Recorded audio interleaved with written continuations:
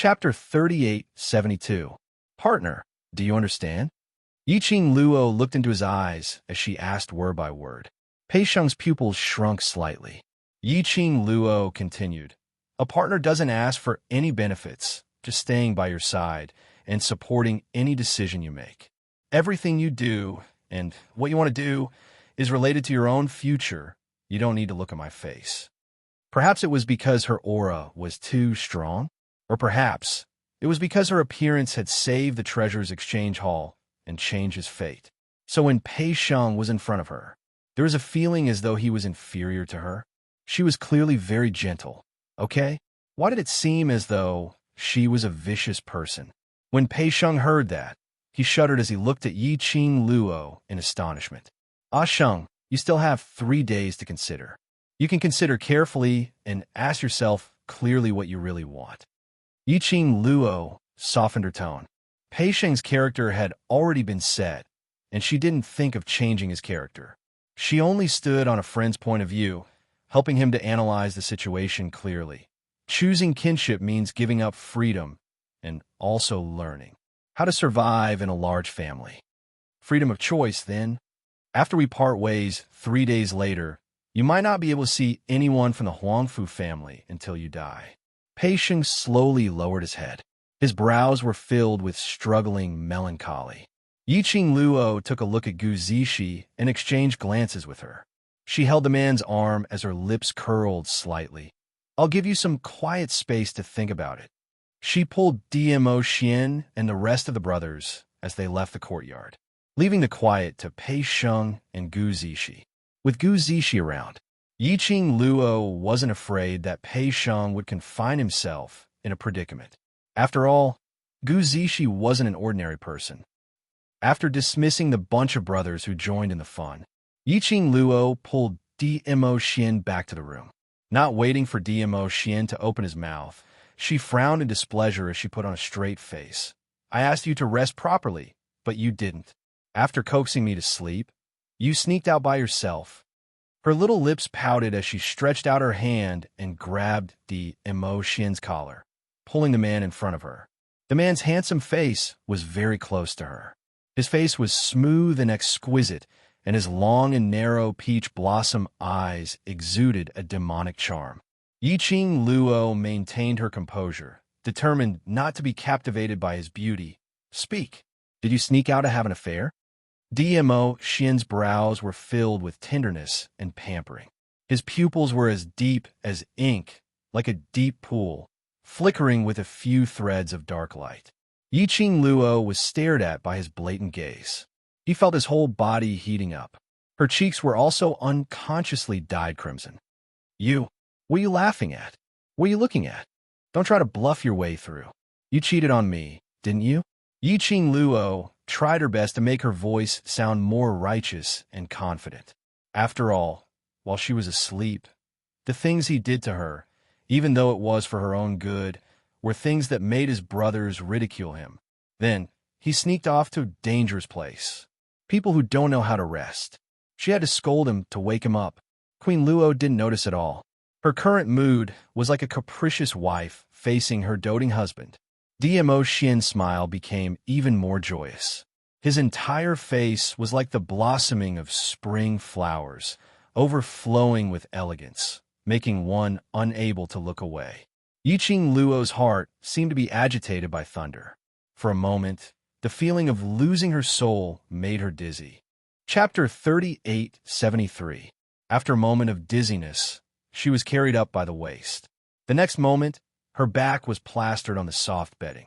The man's warm breath blew on the skin beside her ear. You want to know if I've cheated on you, right?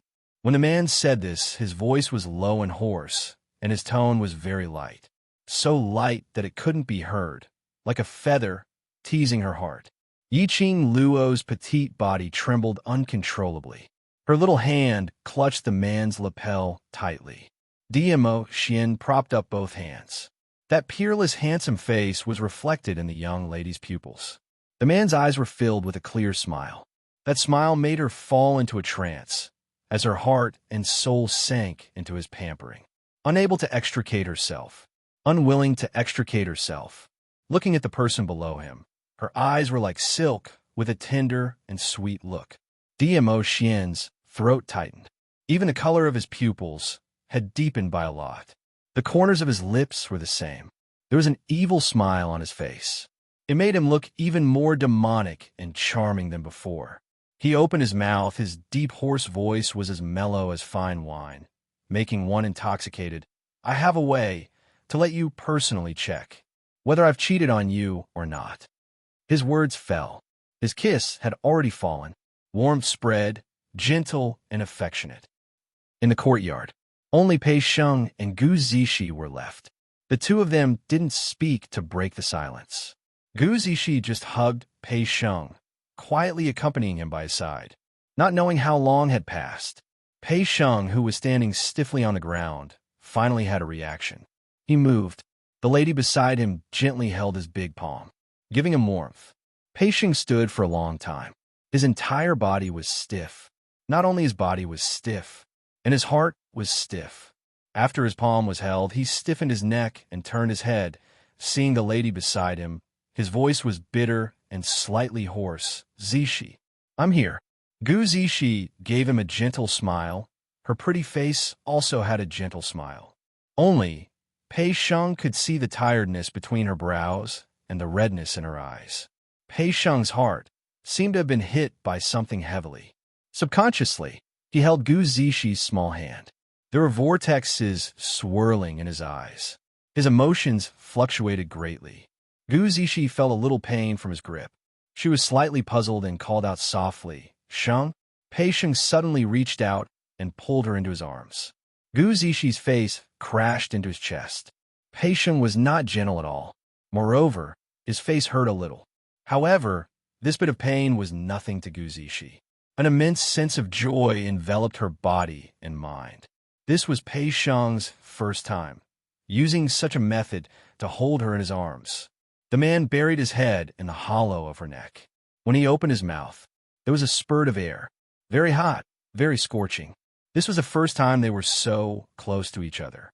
The man's hoarse and pained voice rang in her ears. Zishi, do you really not regret it? His voice was helpless and at a loss. Word by word, he spat them out. It was as if he had used up all his strength and courage. Gu Zishi buried herself in his arms and shook her head vigorously. Pei Sheng asked again, don't you regret your choice? Gu Zishi still shook her head. I'm a useless man. I'm not strong. I feel inferior, and I retreat easily. I don't even dare to choose my own life. I don't even have half of your courage. Chapter 3874. In the end, he tightened his arms a little. His voice became dignified and tense. Do you really not regret being like this? Pei Sheng had just finished his question. Suddenly, his neck was hooked by a soft arm. His head was slightly tilted forward. Then, his nose was filled with the fragrance of a woman. Something warm and soft covered his lips. It was a light touch. The woman had already moved back a little. Her gentle voice was like the most moving melody in the world, drifting into his ears. I don't regret it. From the first time we met, I decided that I will be with you in this life. So, no matter what kind of person you are, I will love you. She hooked her arms around his neck. Their foreheads touched each other's. Gu Zishi's pretty face was like a peach blossom. Moreover, I know what kind of person you are better than you know yourself. What are you worried about? This sentence was definitely not an exaggeration.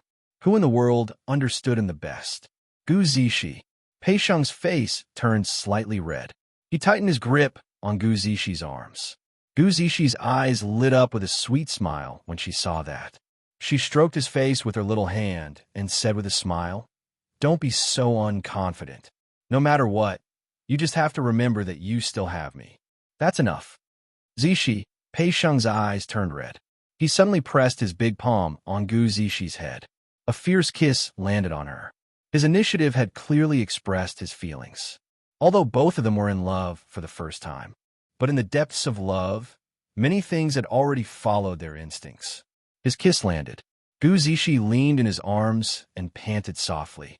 Sheng, let's go back to the treasure trading hall. We'll come back when you've made up your mind. Gu Zishi's cheeks were red as she panted. Pei Sheng hummed in acknowledgement. Then he hugged Gu Zixi waist tightly in his arms. Gu Zixi was so shocked that she immediately reached out and wrapped her arms around his neck. However, both of them were people who had been frozen in the same position for a long time. With this force, Pei Sheng's feet felt numb after not moving for a long time. Before he could take a step, he staggered and fell to the ground with Gu Zixi in his arms. "Ah!" Gu Zixi exclaimed. Fortunately, Pei Sheng reacted quickly enough. When he felt his body stiffen, he immediately lifted Gu Zixi's body. This fall, Gu Zixi basically fell into Pei Sheng's arms. After the two of them fell to the ground, they hurriedly sat up straight. "Are you okay? Are you okay?" Both of them asked at the same time. He was still constantly checking if the other party was injured. When he heard the other party's question, both of them were taken aback. Then he saw that both of them had their hands on each other's body. Instantly, both of them laughed. In the dark, Zhou Mo, who was crouching on a tree and watching the show with Kitty Lee in his arms, looked at the two people who were giggling foolishly. He clicked his tongue and shook his head. "What a pair of idiots. I'm obviously very loving. Okay." Kitty Lee glared at him, then looked in the direction of Pei Sheng and Gu Zixi. "That is pure love. Unlike you, who has seen countless people and flirted with countless people, how would you understand this kind of love?" Hearing that, Zhou Mo's red phoenix eyes rose. His slender fingers moved, hooked Kitty Lee's chin, and turned her to him. "Little wildcat, where do you see that this young master has seen countless people?" Kitty Lee was forced to meet Zhou Mo's eyes when Zhou Mo asked this question. Chapter 3875. The cat's keen senses made Kitty Lee's black ears twitch. An invisible pressure came over. She shrunk her body, and her tail started to stand up, as though he could predict Kitty Lee's next move. Just as Kitty Lee's petite figure was about to slip out of the man's embrace, Zhou Mo's palm flipped. Once again, he locked Kitty Lee in his palm. Following that, he increased his strength as he pressed her into his embrace. His low and hoarse voice had a fox-like charm. Why aren't you replying?" This kind of charm was on Zhou Mo, but it didn't seem out of place. On the contrary, it made Kitty Lee's ears and tail stand up. Her little black tail coiled around Zhou Mo's wrist. The girl pretended to be fierce as her voice rang. What are you trying to do? Kitty Lee isn't afraid of you. If you dare to lay a hand on Kitty Lee, my sister loves me so much. She will definitely help me beat you up." Zhou Mo's thin lips curled as his smile became even more charming, but the corner of his eyes revealed a sense of danger. He bent down and leaned in close to her black ears. His thin lips moved. He gently blew a breath of air on it. Kitty Lee's ears twitched as her body started to tremble. "You frivolous man, you. Tell me clearly, how did I read so many people?" Zhou Mo held on to this topic, not willing to let go. Kitty Lee's face flushed red. She was angry and also shy. Her little ears kept twitching. Her little body, which was curled up in Zhou Mo's embrace, softened by quite a bit. Zhou Mo's eyes deepened slightly. His gaze swept past the silly couple who were still giggling foolishly not too far away. He suddenly hooked his arm around Kitty Lee's waist, and with a leap, he brought Kitty Lee and flew to another place. The wind blew mist beside her ear. The man's voice was extremely clear beside her ear at such a close distance. He said, "Little wildcat, the only woman who can move my heart is you alone. The only woman I am willing to be frivolous with is only you." The blush on Kitty Lee's face was completely unable to dissipate. The next day, there were still cultivators from various powerhouses who came to the Qiao residence as guests.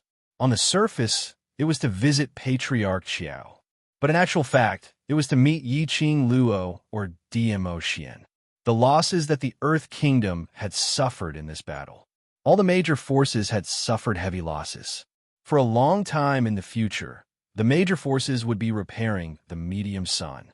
As for Yiqing Luo's group, even without Dmo Xian's relationship, they also wanted to make friends. If he could form a good relationship with Yiqing Luo, it would definitely be of great use to his future development. Not to mention, Yiqing Luo had Dmo Xian as her backing. There was also the Red Clear Pavilion and the Underworld Palace. Now even the Huangfu family one of the heaven realm's 4 great heavenly clans, had to be courteous to Yi Qing Luo. From yesterday's banquet, Yi Qing Luo and Old Master Huangfu's conversation could be heard. It seemed like the person whom Old Master Huangfu was looking for was Yi Qing Luo's brother. The power behind this woman. It was so terrifying that it was suffocating. It could be said that the series of events that happened during the auction was the most important thing in the world. It had already made Yi Qing Lu a legend in the large powerhouses' mouths. However, no matter how many profound practitioners from the major forces came, Yi Qing Luo and the rest all used the excuse of recuperation to reject the visitation. Unless Patriarch Qiao personally invited him, Yi Qing Luo would give him face as she led a group of people to attend. No matter what, he was Qiao Yinyan's father. No matter what, after Mo Yuying's matter was settled, perhaps Qiao Yinyan would become her brother-in-law. Chapter 3876. In addition, Yi Qing Luo also knew that Patriarch Qiao had been so passionate towards her from the start, which was also the reason why Qiao Yinyan took care of her. It was because of Guiyu. Amen. That's right, it was teacher Guiyu. While she and the rest were heading toward the Earth Boundary, Guiyu contacted his good brother in the Earth Boundary, which was Patriarch Qiao. After praising her to the heavens, Yi Zichen's eyes widened. All sorts of hints, she was definitely the type that Qiao Yinyan liked and could definitely become his daughter-in-law. Hence, Patriarch Qiao was so naive to be fooled. As the saying goes, birds of a feather flock together. Looking at Guiyu and Patriarch Qiao's character, now I know why the two of them became good brothers. But what made Yi Qing Luo puzzled was, from yesterday till now, Qiao Yinyan was like a perverted idiot, hiding in a corner from time to time, using a resentful, painful, helpless, and complicated gaze to stare at. Mo Yuying. Really? None. Time. None. Engraved. And it was at any location in the Qiao residence. No repeat locations. Mo Yuying didn't feel anything, because she totally didn't notice Qiao Yinyan's existence, unless Yi Qing Luo talked to her. The rest of the time, she was alone, immersed in her own thoughts, sitting there stiffly, very obedient. Obedient, like a puppet without a soul. Empty, lifeless. But Yi Qing Luo expressed that she was troubled. For example, if a person suddenly popped up from the side and stared at the person next to you with such a complicated gaze that made people's hearts tremble, it would be very difficult to imagine such a scene. Once, twice, thrice. How would you feel in your heart? Anyway, Yi Qing Luo was going crazy. Several times, she wanted to ask Qiao Yinyan to come over. Whatever it was, couldn't it be said clearly? Did he have to be so perverted? Was there something wrong with him? But before she could open her mouth, Qiao Yinyan was like a ghost, disappearing. Yi Qing Luo. This was the first time she knew. Qiao Yinyan looked like a high mountain flower, and he had such a special hobby. He was annoyed by the various profound practitioners of the major forces who came to visit him with all kinds of excuses, such as thanking him, giving him gifts, and so on. She was also flustered by Qiao Yinyan's perverted hobby. Yi Qing Luo decisively pulled the group of people, preparing to head over to the Treasures Exchange Hall. Because of the auction, DMO Xian still had things to deal with. Jun Qingwu also went to help. After all, the historian of balance was involved. This matter would definitely blow up. People of high positions like them definitely had to deal with it. Kitty Li wanted to follow. Zhou Mo, on the other hand, used other fun toys to kidnap Kitty Li. In the end, only Mo Yuying, Gui Wu, Old Lai, and a few others were left, and they all went to the Treasures Gathering Exchange House. Along the way, Old Lai had been sizing up the Ghost Marshal. He felt that Gui Wu was very familiar. However, he could not recall where he had seen it before. He just kept staring at it. Gui Wu's eyes were fixed on Old Lai, completely ignoring him. It was Yi Qing Luo who couldn't stand it any longer as she patted Old Lai's arm. Why are you staring at Master Gui Wu for? If I didn't know better, I would think that you've fallen for him. Lao Lai scratched his messy hair and frowned. I just think he looks familiar. Upon hearing those words, Gui Wu slightly raised his eyebrows. He took a cold glance and retracted his gaze. This feeling is even more familiar. Lao Lai patted his head, but I just can't recall where I've seen him before. Think slowly, no hurry. Yiqing Luo shot a glance at Gui Wu's expressionless face. Chapter 3877. After listening to Yiqing Luo's words, Old Lai really leaned forward and stared at Gui Wu from a close distance, as though he couldn't wait to stick his eyes on a Gui Wu. Fortunately, Gui Wu's character was indifferent.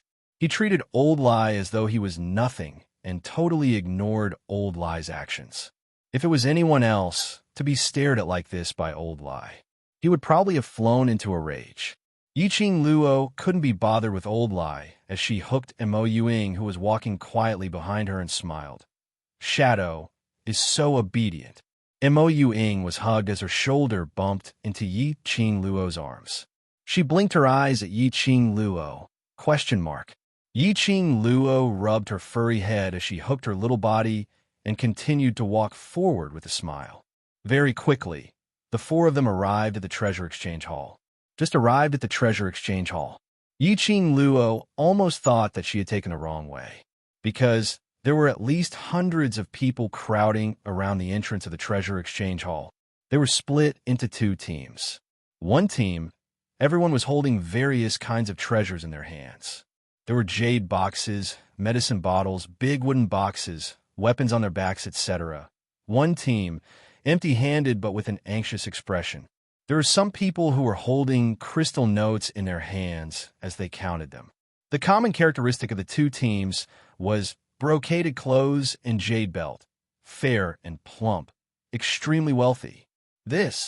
What situation was this? This group of people came to the Treasure Exchange Hall to deposit their auction items and to purchase trading items.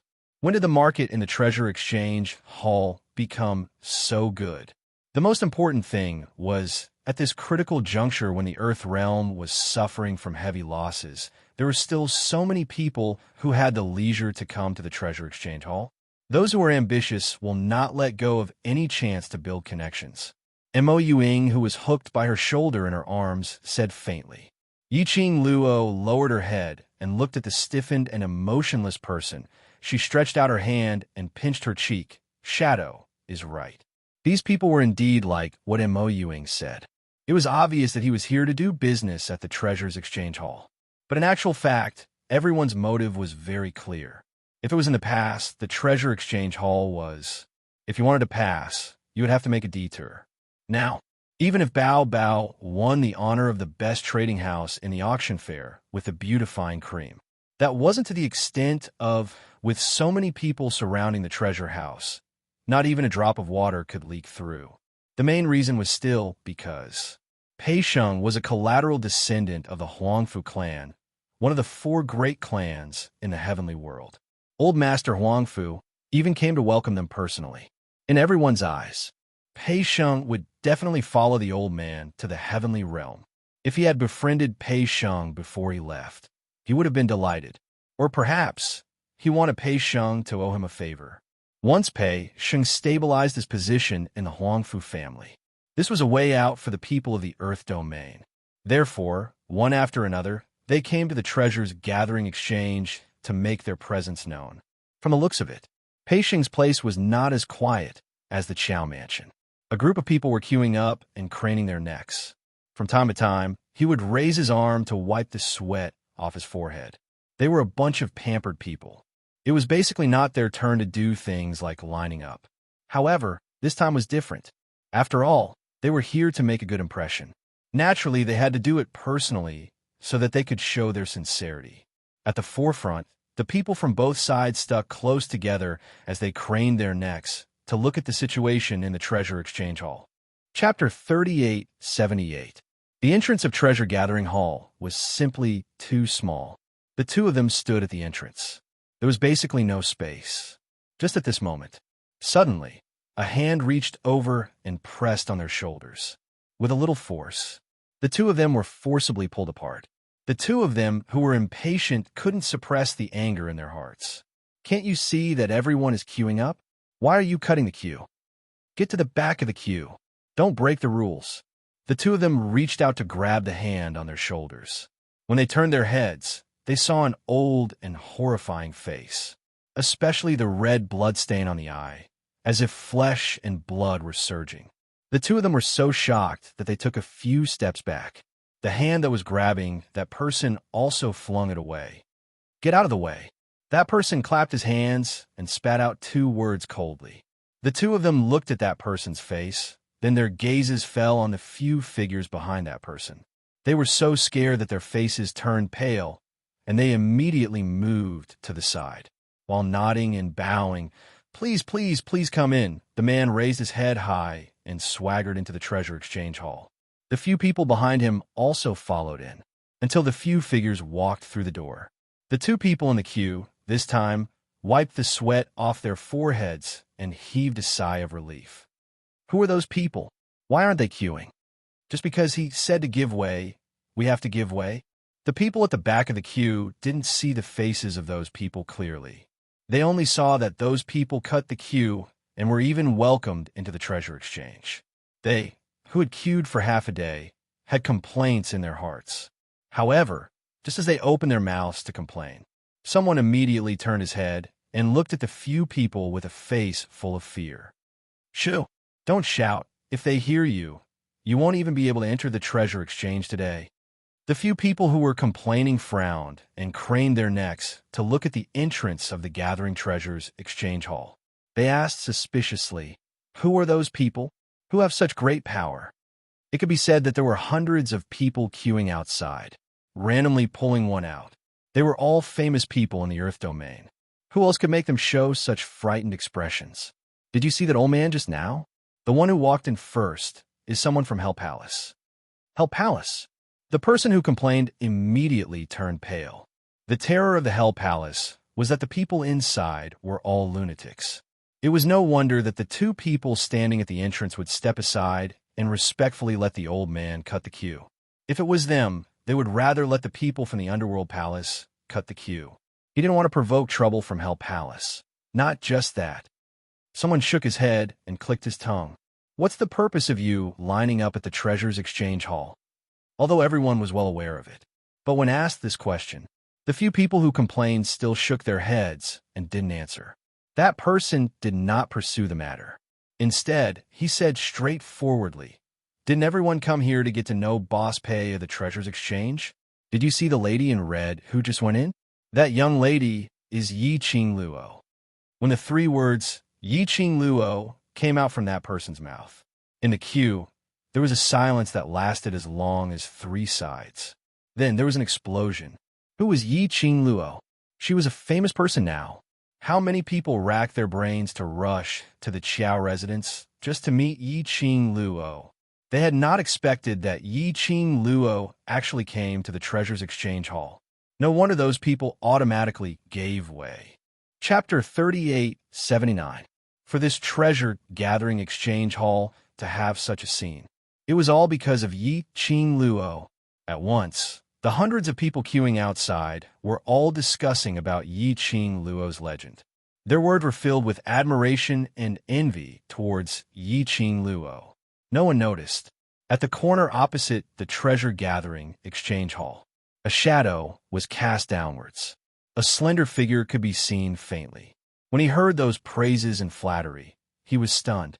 Faintly, that figure clenched her fists tightly.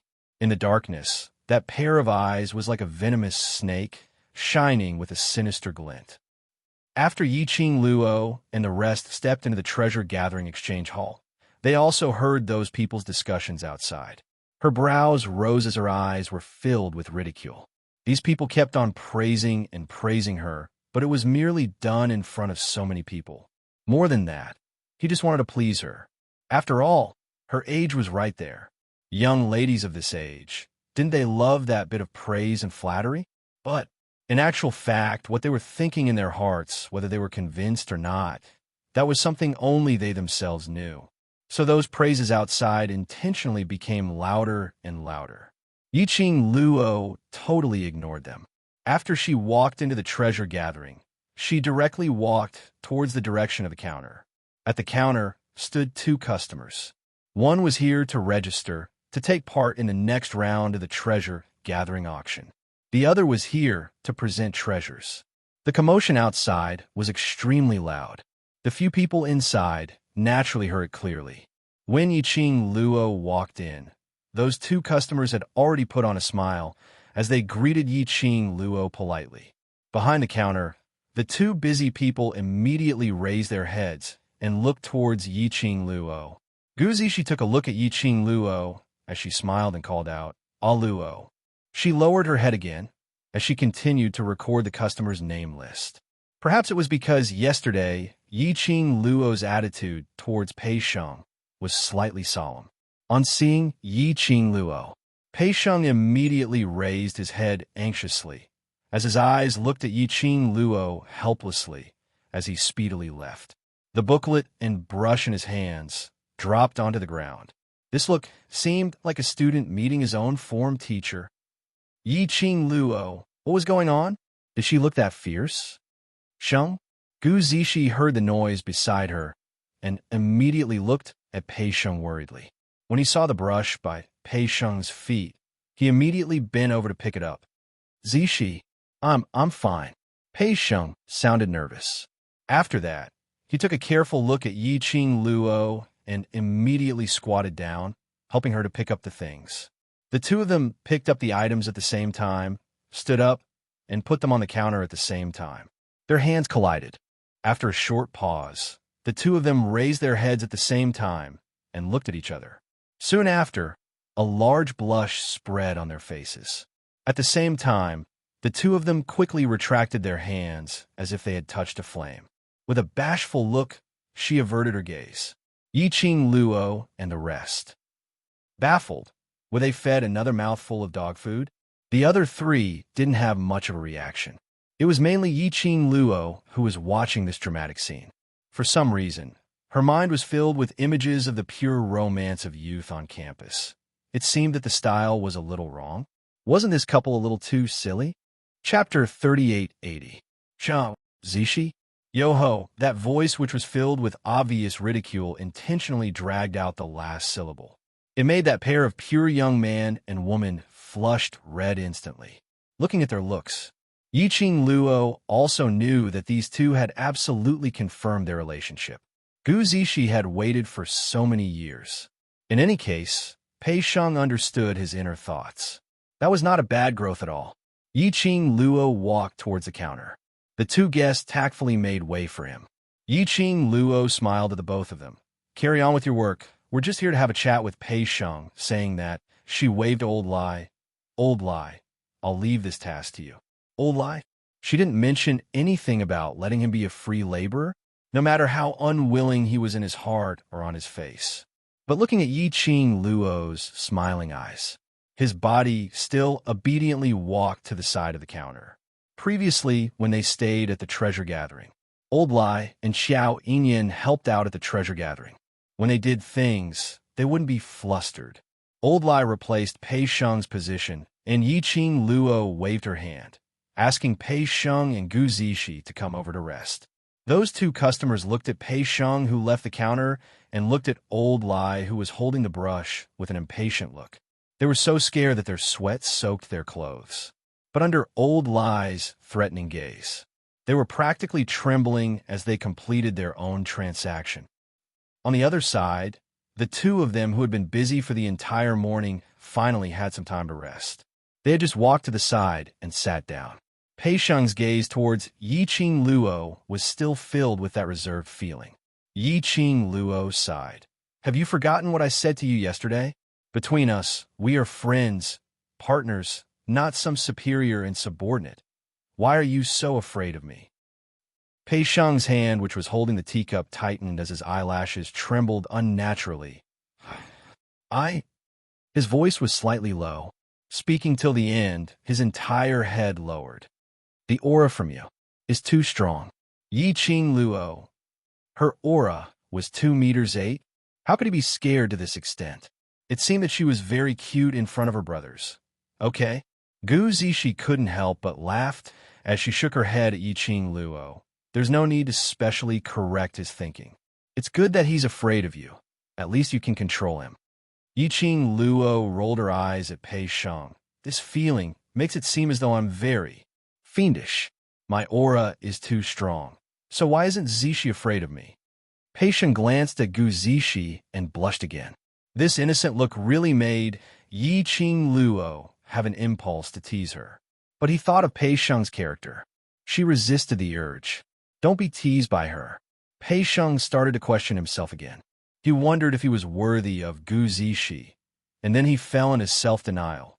After all, to Pei Sheng, her aura was too strong.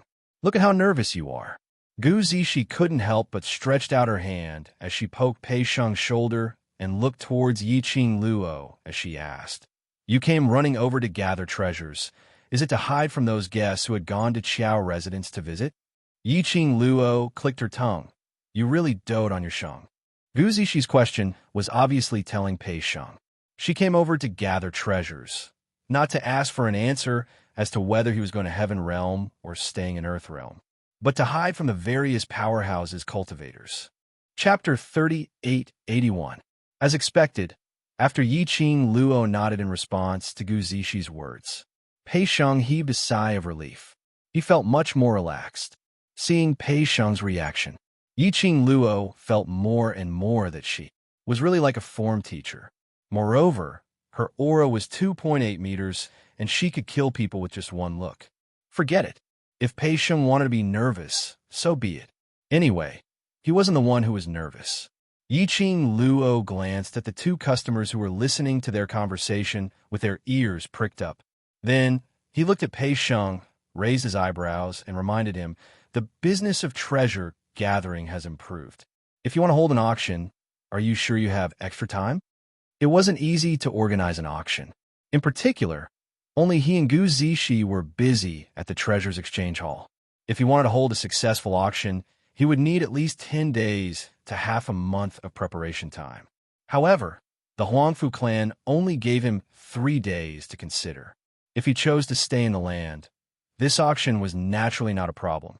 However, if he chose to return to the Heaven Realm, now that he had made so many deals at that time, how could they still be in charge of the auction? The problem which Yi Qing Luo mentioned, Pei Sheng really hadn't thought about it. Instantly, his eyes widened in astonishment as he looked at Yi Qing Luo. He looked at Pei Sheng's expression. Yi Qing Luo could roughly guess it. Pei Sheng was more inclined to follow old man Huangfu to the Heaven Realm from the bottom of his heart. Otherwise, he wouldn't have revealed such a shocked expression. But that's true. For Pei Sheng, who had lost all his family members after witnessing his father drown himself in the river, Pei Sheng's heart sank. His family was really his biggest weakness, even if he knew it was a tiger's den. However, he couldn't help but want to give it a try. This was human nature and a very normal way of thinking. I actually forgot such an important thing. Gu Zishi's pretty face paled. I was too happy to see so many customers coming to the Treasures Exchange Hall. I didn't think too much about it. She immediately stood up, ran over to the counter, and brought over the list of names she had recorded. Since yesterday, I have already booked at least 400 people. What should I do? Pei Sheng stared blankly at the booklet that Gu Zishi was flipping through. A trace of pain and entanglement surfaced on his face. Could it be this was the will of the heavens? Even the heavens felt that, should he stay in the land? Pei Sheng's thoughts were too obvious.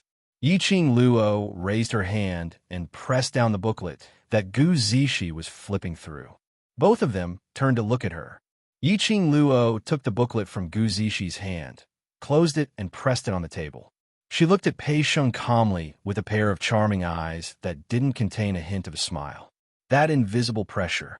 Immediately, Pei Sheng became nervous again. Yi Qing Luo pressed on the booklet. Her voice was very calm and light, without much emotion. Why do you feel that it's hard to choose? This kind of thing is easy to resolve, isn't it? But it happened. She spoke in a calm tone. On the contrary, it made them feel even more pressured. That was what Pei Sheng thought. His handsome face turned slightly pale.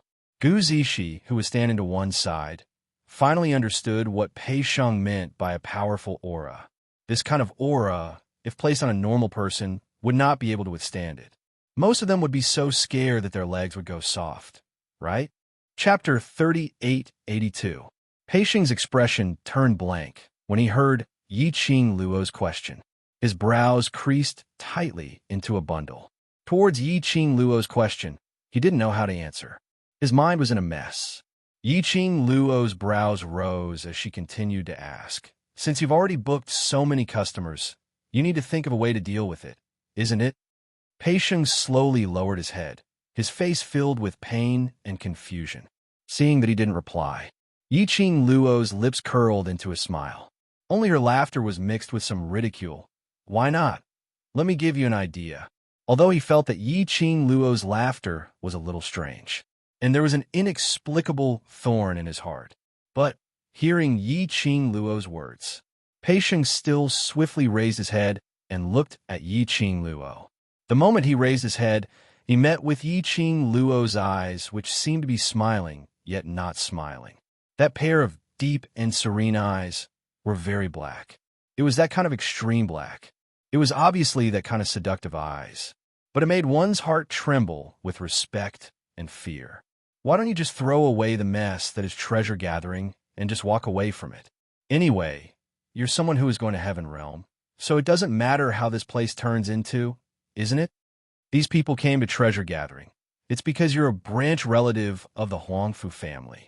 Even if you leave with the Huangfu family, leaving this mess behind, I think these people will not blame you.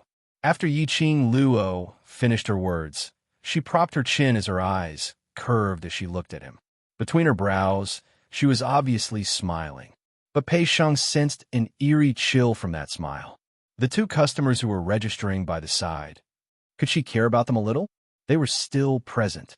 Was it really all right to tell them their purpose of coming like there was no one else around? No, no way. She almost blurted it out. Pei Sheng's eyes widened as he shook his head hard. Absolutely not. Treasure Gathering Trading Hall is my father's blood and sweat. 5 years ago, my father was framed by Zhong Cheng Trading Hall and ruined the reputation of treasure gathering. Now, treasure gathering has finally returned to everyone's sight. I absolutely cannot let treasure gathering's reputation be tarnished. Throw away this mess and leave or something. How could he possibly do that? Yi Qing Luo smiled. This time, there was a different gentleness to her smile. She was still holding her chin. He was in the same position as before. It was just that the aura emitted from his body was slightly restrained. Since you feel that this method is not feasible, then what are you going to do? Yi Qing Luo asked with a smile. Pei Sheng fell silent again. Yi Qing Luo didn't urge him to reply at all. A moment later, in this strange atmosphere, Pei Sheng moved his mouth and softly spat out a few words. "I will stay in the land." Yi Qing Luo raised her brows and continued to smile. No regrets? Pei Sheng wanted to say that he didn't regret it, but when the words reached his mouth, it was as if something was stuck in his throat, and he couldn't spit them out no matter what. Don't you regret it? He didn't know. He really didn't know. Yi Qing Luo laughed out loud at this moment. The hand she used to support her chin had already changed to the back of her hand to support her temples, looking very lazy. You don't answer, but you already have the answer in your heart, don't you? Yi Qing Luo's straightforwardness made Pei Sheng's face turn slightly pale. He clenched his fists, opened and closed them again. Chapter 3883. Pei Sheng pursed her lips tightly. It was impossible to tell what expression Zhang Xian had on his face. Yi Qing Luo shut her mouth again. She was still calm and didn't urge him to answer. He was using this 8-meter-tall aura to oppress him. After the silence of half an incense stick of time, Pei Sheng seemed to have mustered up his courage. He clenched his fists so tightly that blue veins appeared on his fingertips. He plucked up his courage as he raised his head and looked at Yi Qing Luo, as his voice was slightly trembling as he spoke. I'm thinking to discuss with old Master Huang Fu to wait till the Treasures Trading House's auction is held, then I'll go to Heaven Realm with him. After finishing this sentence, Pei Sheng let out a long sigh. Following that, he looked at Yi Qing Luo anxiously. He was like a primary school student checking his teacher's homework. It was as if he was afraid that he had answered the question wrongly. Yi Qing Luo slowly straightened her body. He was no longer as lazy as before. A pair of extremely dark and enchanting eyes stared straight into his eyes. Pei Sheng immediately tensed up. His hands subconsciously clenched his sleeves. Until, Poochie, the sound broke the increasingly heavy atmosphere. Pei Sheng looked at Yi Qing Luo in a daze. Chi smiled, and he was smiling very brightly. It was not the kind of laughter that would make one's hair stand on end. Pei Sheng was dazed by Yi Qing Luo's smile. Yi Qing Luo just smiled like that, and even raised her brows while smiling as she opened her mouth, continued speaking. Say what? Pei Sheng was dumbfounded, but seeing Yi Qing Luo smile, he subconsciously continued, I think, if we talk about it, old Master Huangfu will agree. I will try my best to convince him. I think this is the best way to deal with it. Yi Qing Luo's lips curled into a smile. Now, do you feel that saying out what you want to say isn't as difficult as you imagined? Pei Sheng was startled. Yi Qing Luo replied, Do you feel much better after saying it out? You don't feel that much pressure anymore? Pei Sheng's pupils constricted and reddened. His eyes were filled with gratitude. Only now did he understand. Yi Qing Luo had been asking aggressively, not because she was making things difficult for him. Instead, it was guiding him. Guide him to make the choice he wanted the most in his heart. Guide him and deal with things that should be his to decide. Guide him and begin to grow. Yi Qing Luo patted his shoulder lightly. Remember how you feel now. In future, don't reveal a dazed and helpless expression no matter what happens. This will give others a chance to take advantage of you and also make Zishi worry for you. Yi Qing Luo gently patted his shoulder. Don't worry about me. Pei Sheng nodded vigorously. He then looked at Gu Zishi, who was beside him, and squeezed her hand. The two looked at each other and smiled. At this moment, ha ha! Suddenly, a deep and steady laughter came from afar. In the next instant, a figure appeared in the hall of the treasure gathering hall. When he saw who it was, the two guests at the side immediately felt their legs go soft, and they knelt on the ground. The people sitting around the chairs also stood up. Old Master Huangfu. The guest spoke with a trembling voice, filled with excitement and fear. Yi Qing Luo took a look at the smiling Huangfu Jintian. She winked at Old Lai. Lao Lai immediately dropped the brush in his hand, picked up a guest with each hand, and walked toward the door. After that, he threw the two guests out. He clapped his hands and closed the door with a paw. The hundreds of people from various powerhouses who were still queuing. What situation was this? They had queued for so long? Chapter 3884. However, no matter how the people outside talked or how they knocked on the door, the tightly shut door did not respond at all. Thinking about how Yi Qing Luo and the rest had just entered. Later on, it seemed that even the big boss from the Heaven Realm had entered, even if everyone had doubts and complaints in their hearts. Even so, he did not dare to force his way in. They could only choose. They could either leave or wait patiently in the queue within the treasure-gathering hall. Because of Huangfu Jintian's appearance, the relaxed atmosphere from before instantly became heavy. Even Pei Sheng, compared to when he saw Yi Qing Luo, was even more uneasy as he stood ramrod straight with both hands hanging by his side. The others frowned slightly and looked at him without blinking. Huangfu Jintian didn't feel that his appearance had affected anything at all. He laughed heartily as he walked towards Pei Sheng. Because of this smile, his solemn and dignified face looked a little benevolent. He looked at Pei Sheng with a gentle gaze. He walked up to Pei Sheng and patted Pei Sheng's shoulder. It was just this action. Pei Sheng was so shocked that his body tensed up. He was incomparably stiff. Even his breathing was so nervous that it was extremely slow. Huangfu Jintian seemed as if he completely didn't notice Pei Sheng's nervousness. He didn't feel that the atmosphere in the room was very heavy. With a smile on his face, he patted Pei Sheng's shoulder and said, "Good lad, grandfather heard everything you said just now. You promised to follow grandfather back to the Huangfu clan, but grandfather took it seriously." Pei Sheng's expression became even more complicated when he called him grandfather. Coupled with Huangfu Jintian's benevolence that was completely different from yesterday, and the intimate action of patting his shoulder, Huang Fu Jintian's expression changed. This shocked Pei Sheng to the point that he was excited, and terrified. His heart was beating so fast that it felt like it was going to jump out of his throat. Brat, your friend did the right thing.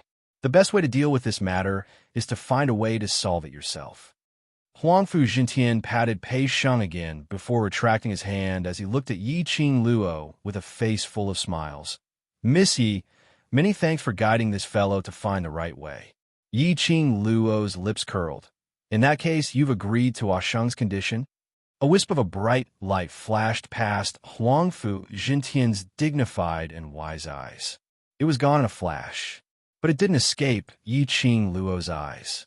Subsequently, Huang Fu Jintian glanced at Pei Sheng with deep meaning and said, "That depends on how this kid convinces me."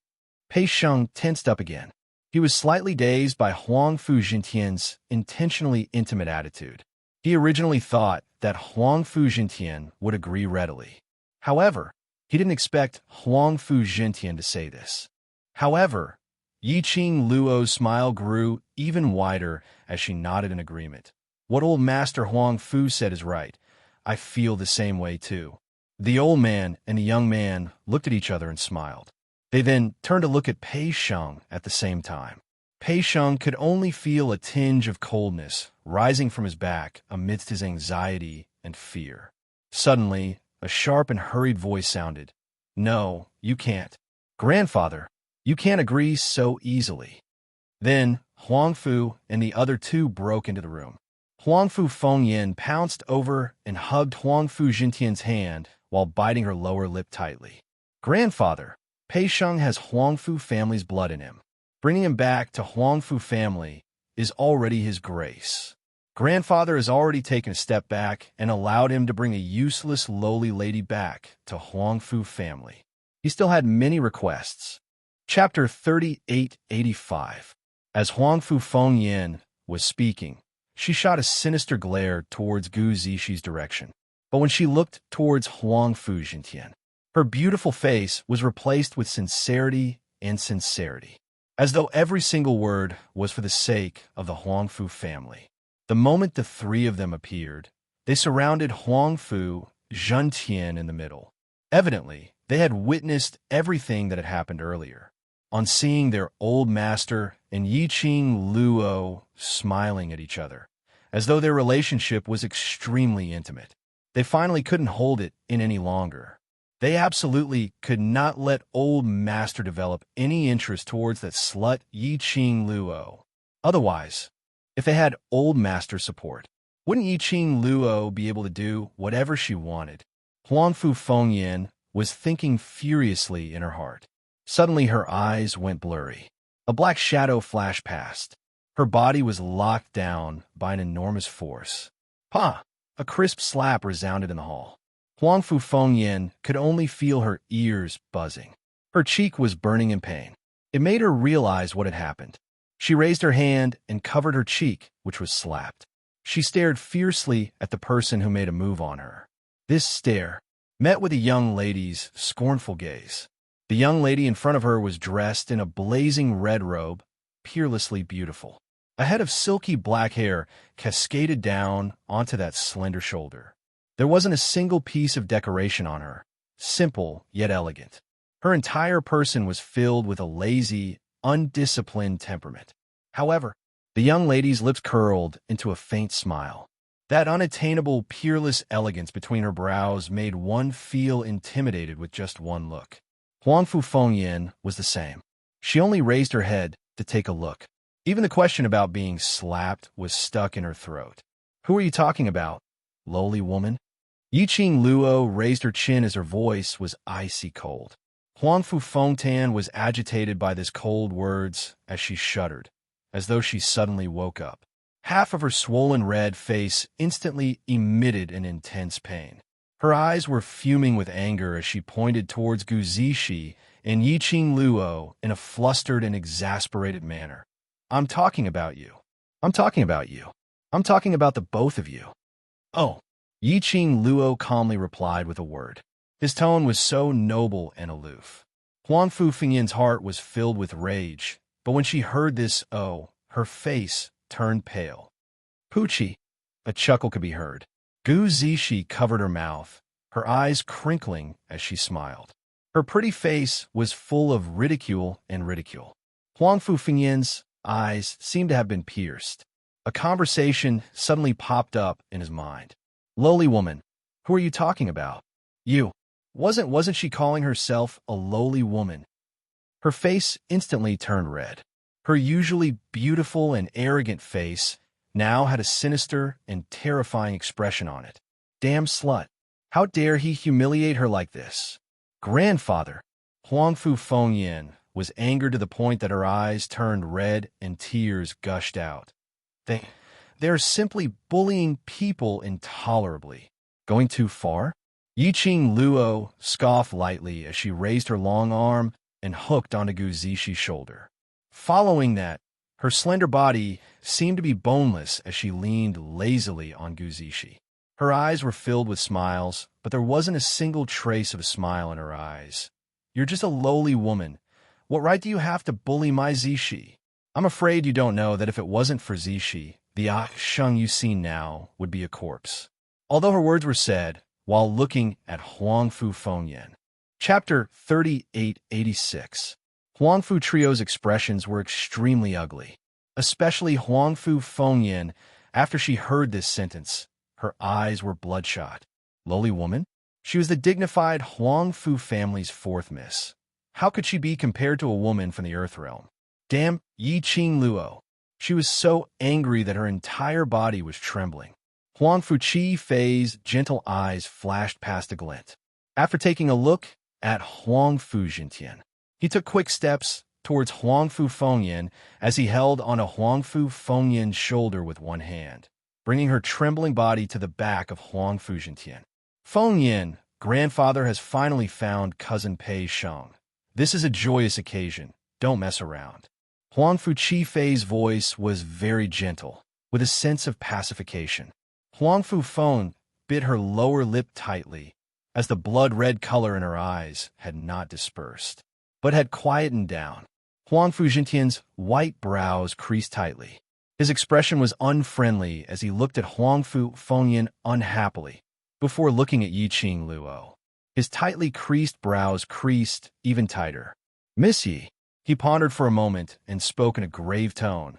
Fengyan is too rash and offended you in this Miss Gu, but Fengyan is after all our Huang Fu family's 4,000 gold.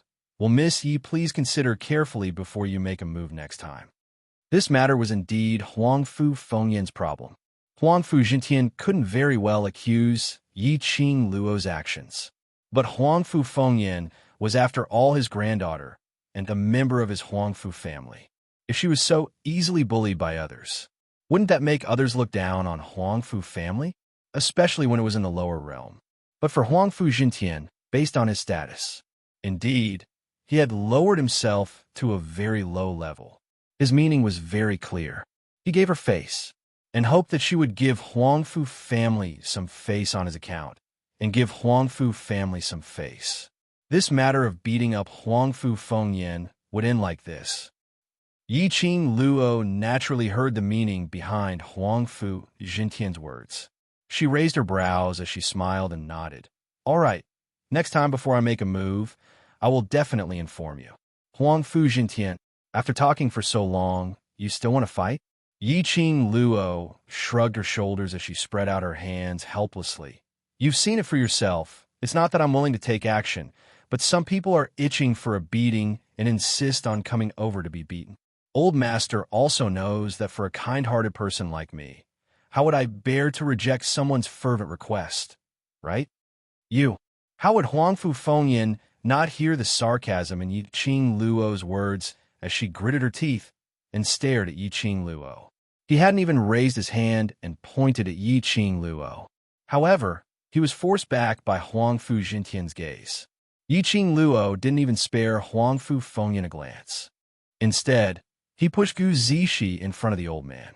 Then, with a calm gaze, he looked at the old man and enunciated each word clearly. Don't think that your heaven realm is so good, or that the Huang Fu family is so good. Everyone here is very clear on how difficult it is for a large family to survive. Don't say anything. Pei Sheng and Zishi have gone to the Huangfu clan. You could take care of them.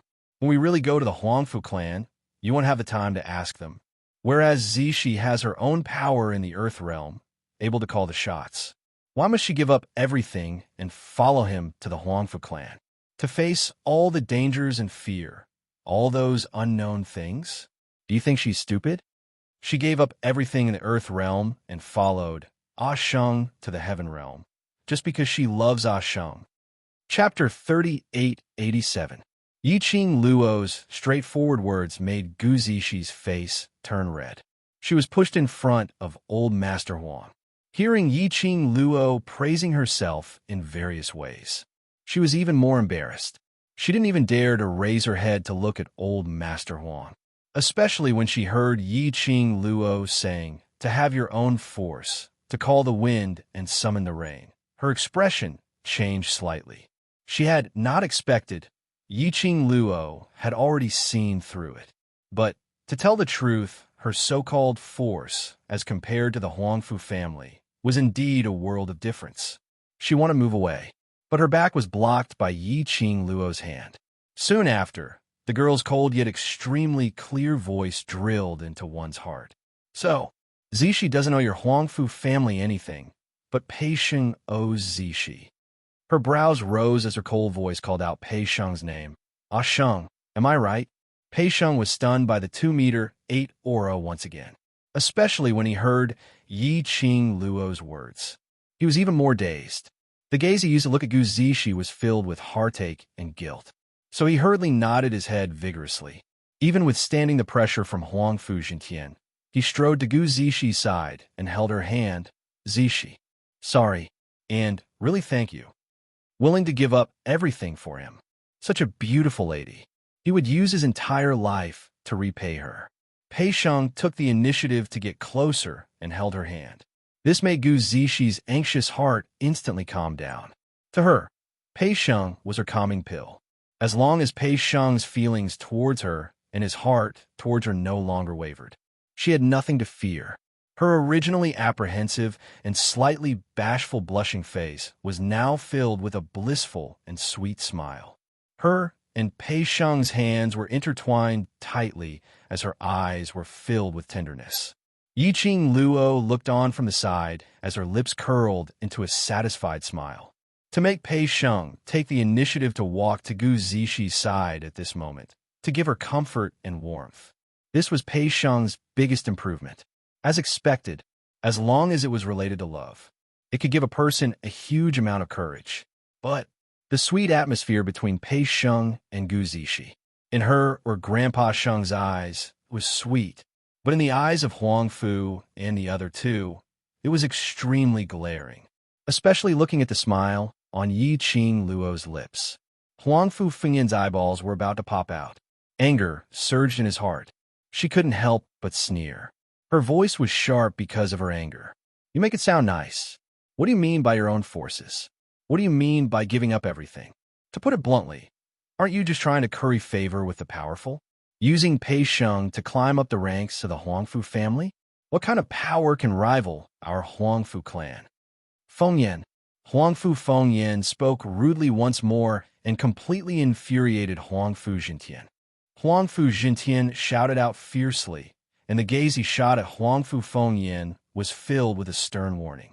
Huangfu Fengyan pouted and lowered her head. Without waiting for Huangfu Jintian to apologize to Yiqing Luo, Yiqing Luo had already burst out laughing. Between his brows, there was a lazy and elegant expression. However, the words that came out of his mouth were extremely cold. Old Master, you've seen it for yourself. It's not that I don't want to give Old Master face. But her voice sounded like she was laughing so much that it made one's hair stand on end. Following that, her vision slowly shifted towards Huangfu Fengyan. The smile on the corners of her lips became even thicker. Chapter 3888. Huangfu Fengyan's face instantly sunk as the murderous intent in her eyes surfaced, as though she couldn't wait to rush forward and tear Yiqing Luo into pieces. Facing such a gaze, Yiqing Luo totally didn't care about it. Anyway, with old Master Huangfu around, Huangfu Fengyan had no chance to make a move. Moreover, old Lai, Gui Wu, and the rest were around. She was afraid that Huangfu Fengyan wouldn't make a move. As long as Huangfu Fengyan dared to make a move, she would have the reason to let Huangfu Fengyan die without any hesitation. Huangfu Fengyan, if you dare to say another word, in future, no matter what occasion you are to stay in the Huangfu family obediently and not take a step out. Huangfu Jintian was obviously infuriated by Huangfu Fengyan as his eyes widened. Was he going to ground her? Huangfu Fengyan looked at her grandfather in disbelief. But when she met her grandfather's eyes, which were filled with anger, she shuddered as she hung her head down, not daring to say another word. Yiqing Luo expressed that there was still a little bit of disappointment.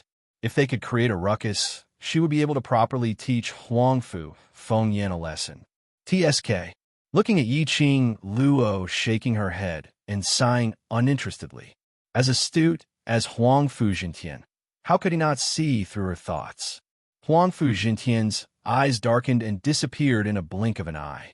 Very soon, his face lit up with a generous and benevolent yet dignified smile. I know that Lady Gu is a good lady. Even though I haven't spent much time with Lady Gu, I know that for you to be so unswervingly devoted to this boy when he had nothing left, you must truly be treating him with sincerity. No matter how big Miss Gu's influence in the Earth realm is, this is after all created by Miss Gu using her own hands and ability, so this is worthy of our respect. I am also very clear that Miss Gu put down everything in the Earth realm and followed this silly kid to the Heaven realm, to a foreign, unknown place. How much courage did you have? I believe in Pei Sheng's foresight and choice, and I believe that I am not so old that my eyes are failing me. Huangfu Jintian said one sentence after another, in a sincere manner. It didn't seem like it. He was just casually saying it. Gu Zixi eyes reddened as she tried to understand his words. Huangfu Jintian smiled at Gu Zixi. Young lady, thank you so much. Gu Zixi covered her mouth. Nothing was more touching than this. She didn't care if others could understand her or misunderstand her. It was enough for her to obtain the approval of Pei Sheng's elders. Huangfu Jintian then looked at Pei Sheng and said, "Stinking brat, treat your young lady well. She's a good lady." Pei Sheng looked at Gu Zixi and intertwined their fingers. A rare look of determination appeared on the man's handsome face. I came here today just to see you and also to deepen your impression of your grandfather. Now that I'm done, I'll take my leave first. I won't disturb you youngsters. He stepped forward and patted Pei Sheng's shoulder before patting Gu Zixi shoulder. With a smile, his figure flickered and he disappeared from the hall. Only the remnants of his majestic voice still lingered in the air. And the three of you, go back to the heavenly realm. Night. Huangfu Fengyan, who was scolded by Huangfu Jintian, was lying on the bed with half of her face still swollen. She gritted her teeth and clenched her fists, pounding the bed with force. Damn Yiqing Luo, you slut. I want you to die. She angrily pounded the bed with force. Fengyan, a slightly dissatisfied voice was heard in the wind. Chapter 3889. Hearing that person's voice, Huangfu Fengyan's ferocious expression froze. She immediately looked up. She saw the man standing by the bed, staring at her with a dark expression. Huangfu Fengyan immediately sat up on the bed and shifted her gaze away from the man at a loss. She nervously called out, "Third brother." That's right. The person who came was the third young master of the Huangfu family, Huangfu Qifei. Huangfu Qifei stared straight at her. His usually warm eyes now contained a bit of coldness, especially after seeing her lower her head. The disdain in his eyes was even more obvious. Huangfu Qifei didn't speak for a long time. Huangfu Fengyan's heart was in a mess. From time to time, she would glance at Huangfu Qifei's eyes. Facing her third brother, she had always been in awe and fear. She wasn't even this nervous in front of her brother, Huangfu Dongyu. Huangfu Qifei clearly looked gentler and gentler than the others. But Huangfu Fengyan was clear. Under the gentle mask of her third brother, there was a hidden cruelty. You've provoked that woman time and time again. Can't you learn to be obedient? Huangfu Qifei finally spoke. He let out a sigh. Even the sigh of a refined and elegant young master was so gentle. His knees were on the side of the bed. Huangfu Fengyin's body trembled. She instinctively wanted to retreat. However, her chin was caught by the man's outstretched hand. Huangfu Qifei sat by the bed. He hooked her chin with one hand and moved closer. His face was as gentle as jade, and he was handsome and refined. There was even a hint of a smile in his eyes. Huangfu Qifei sighed lightly and said, "Look, your face is hurting, isn't it?" Huangfu Fengyin felt as if a poisonous snake had slid across her face. Her pupils shrank nervously. Huangfu Qifei smiled warmly. "It's okay. You'll get used to it sooner or later. Fengyin, with the situation today, our days in the future will be more difficult than now." Huangfu Fengyin was forced to meet his gaze. Looking at the gentleness in a man's eyes, she trembled. Even her lips were trembling. What habit? No, grandfather won't. Don't you see the situation clearly? Huangfu Qifei sighed as he shook his head. Pei Sheng, that fellow now, has a backer. Moreover, Yiqing Luo's performance is very obvious. She is determined to help Pei Sheng. You know very well that the power behind Yiqing Luo is not just an overlord. A wisp of a cold light flashed past the depths of Huangfu Qifei's warm eyes, and it vanished in a fleeting manner. He then looked at Huangfu Fengyin. The emotions in his eyes had returned to the gentleness of a young master. After Pei Sheng returns to Huangfu family, on account of the Overlord and those powerhouses behind Yiqing Luo, they will definitely give Pei Sheng a very high position. By then, how do you think Pei Sheng will treat us? He paused slightly, his fingers caressing Huang Fengyin's face, his eyes filled with heartache. My pitiful Fengyin, such a beautiful face. How could she be so ruthless? After Pei Sheng returns to the Huangfu family, what should we do? Huangfu Qifei's voice, expression, and actions. They were all heartache and helpless towards Huangfu Fengyin. However, Huangfu Fengyin listened to his words. She only felt her body turning icy cold. She shivered as her little hands clenched tightly onto Huangfu Qifei's sleeve, as though she was grabbing onto a life-saving straw. Chapter 3890. So what does Fengyin want to do? Huangfu Qifei held her hand instead and patted her back lightly like a big brother, comforting her with a warm voice. I want to. Huangfu Fengyin stiffly leaned into Huangfu Qifei's embrace, her eyes bursting with intense killing intent. I want him dead. Who do you want die? Huangfu Qifei smiled warmly and slightly tightened his grip on Huangfu Fengyin's hand. Pei Sheng. She would never allow anyone to affect her position in the Huangfu family. Pei Sheng was just a lowly branch disciple, a piece of trash that didn't even have half of the Huangfu family's blood in him. She would never let Pei Sheng have any chance to climb over her head. Good girl. Huangfu Qifei smiled lightly as he placed his hand on Huangfu Fengyin's head, and his voice became even lower and gentler. Just do as you want to do. No matter what, third brother will always be behind you and shield you from the wind and rain.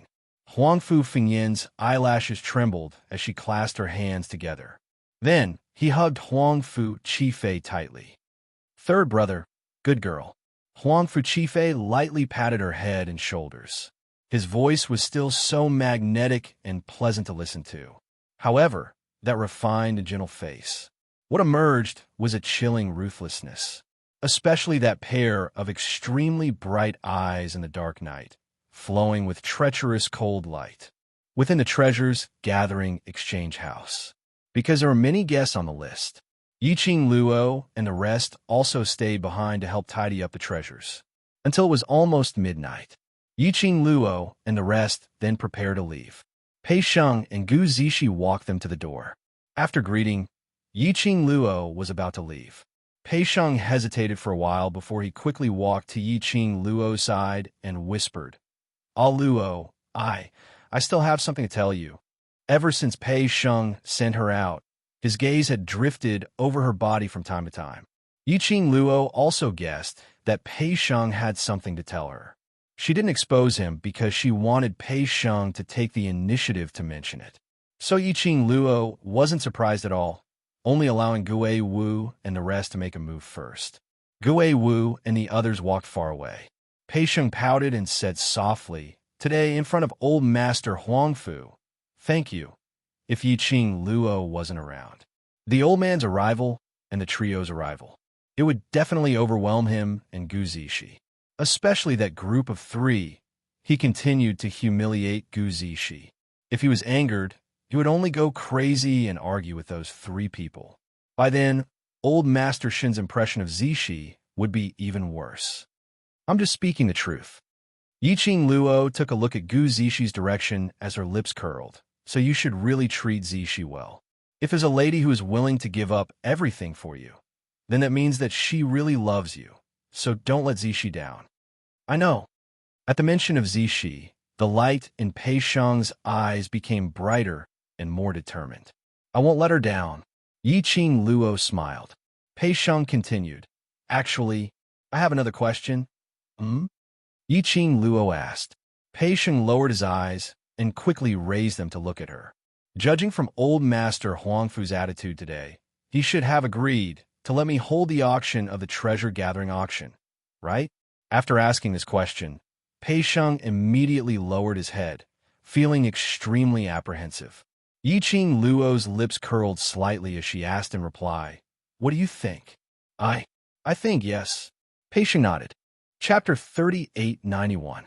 Pei Sheng's thoughts were exposed and his face flushed red. He indeed meant it this way, but there was no need to be so direct. Yiqing Luo laughed when she heard that, but the laughter made Pei Sheng feel a little guilty. He stiffened his body, and as he raised his head, he clenched his fists and whispered, "Old Master, he seems to be testing me.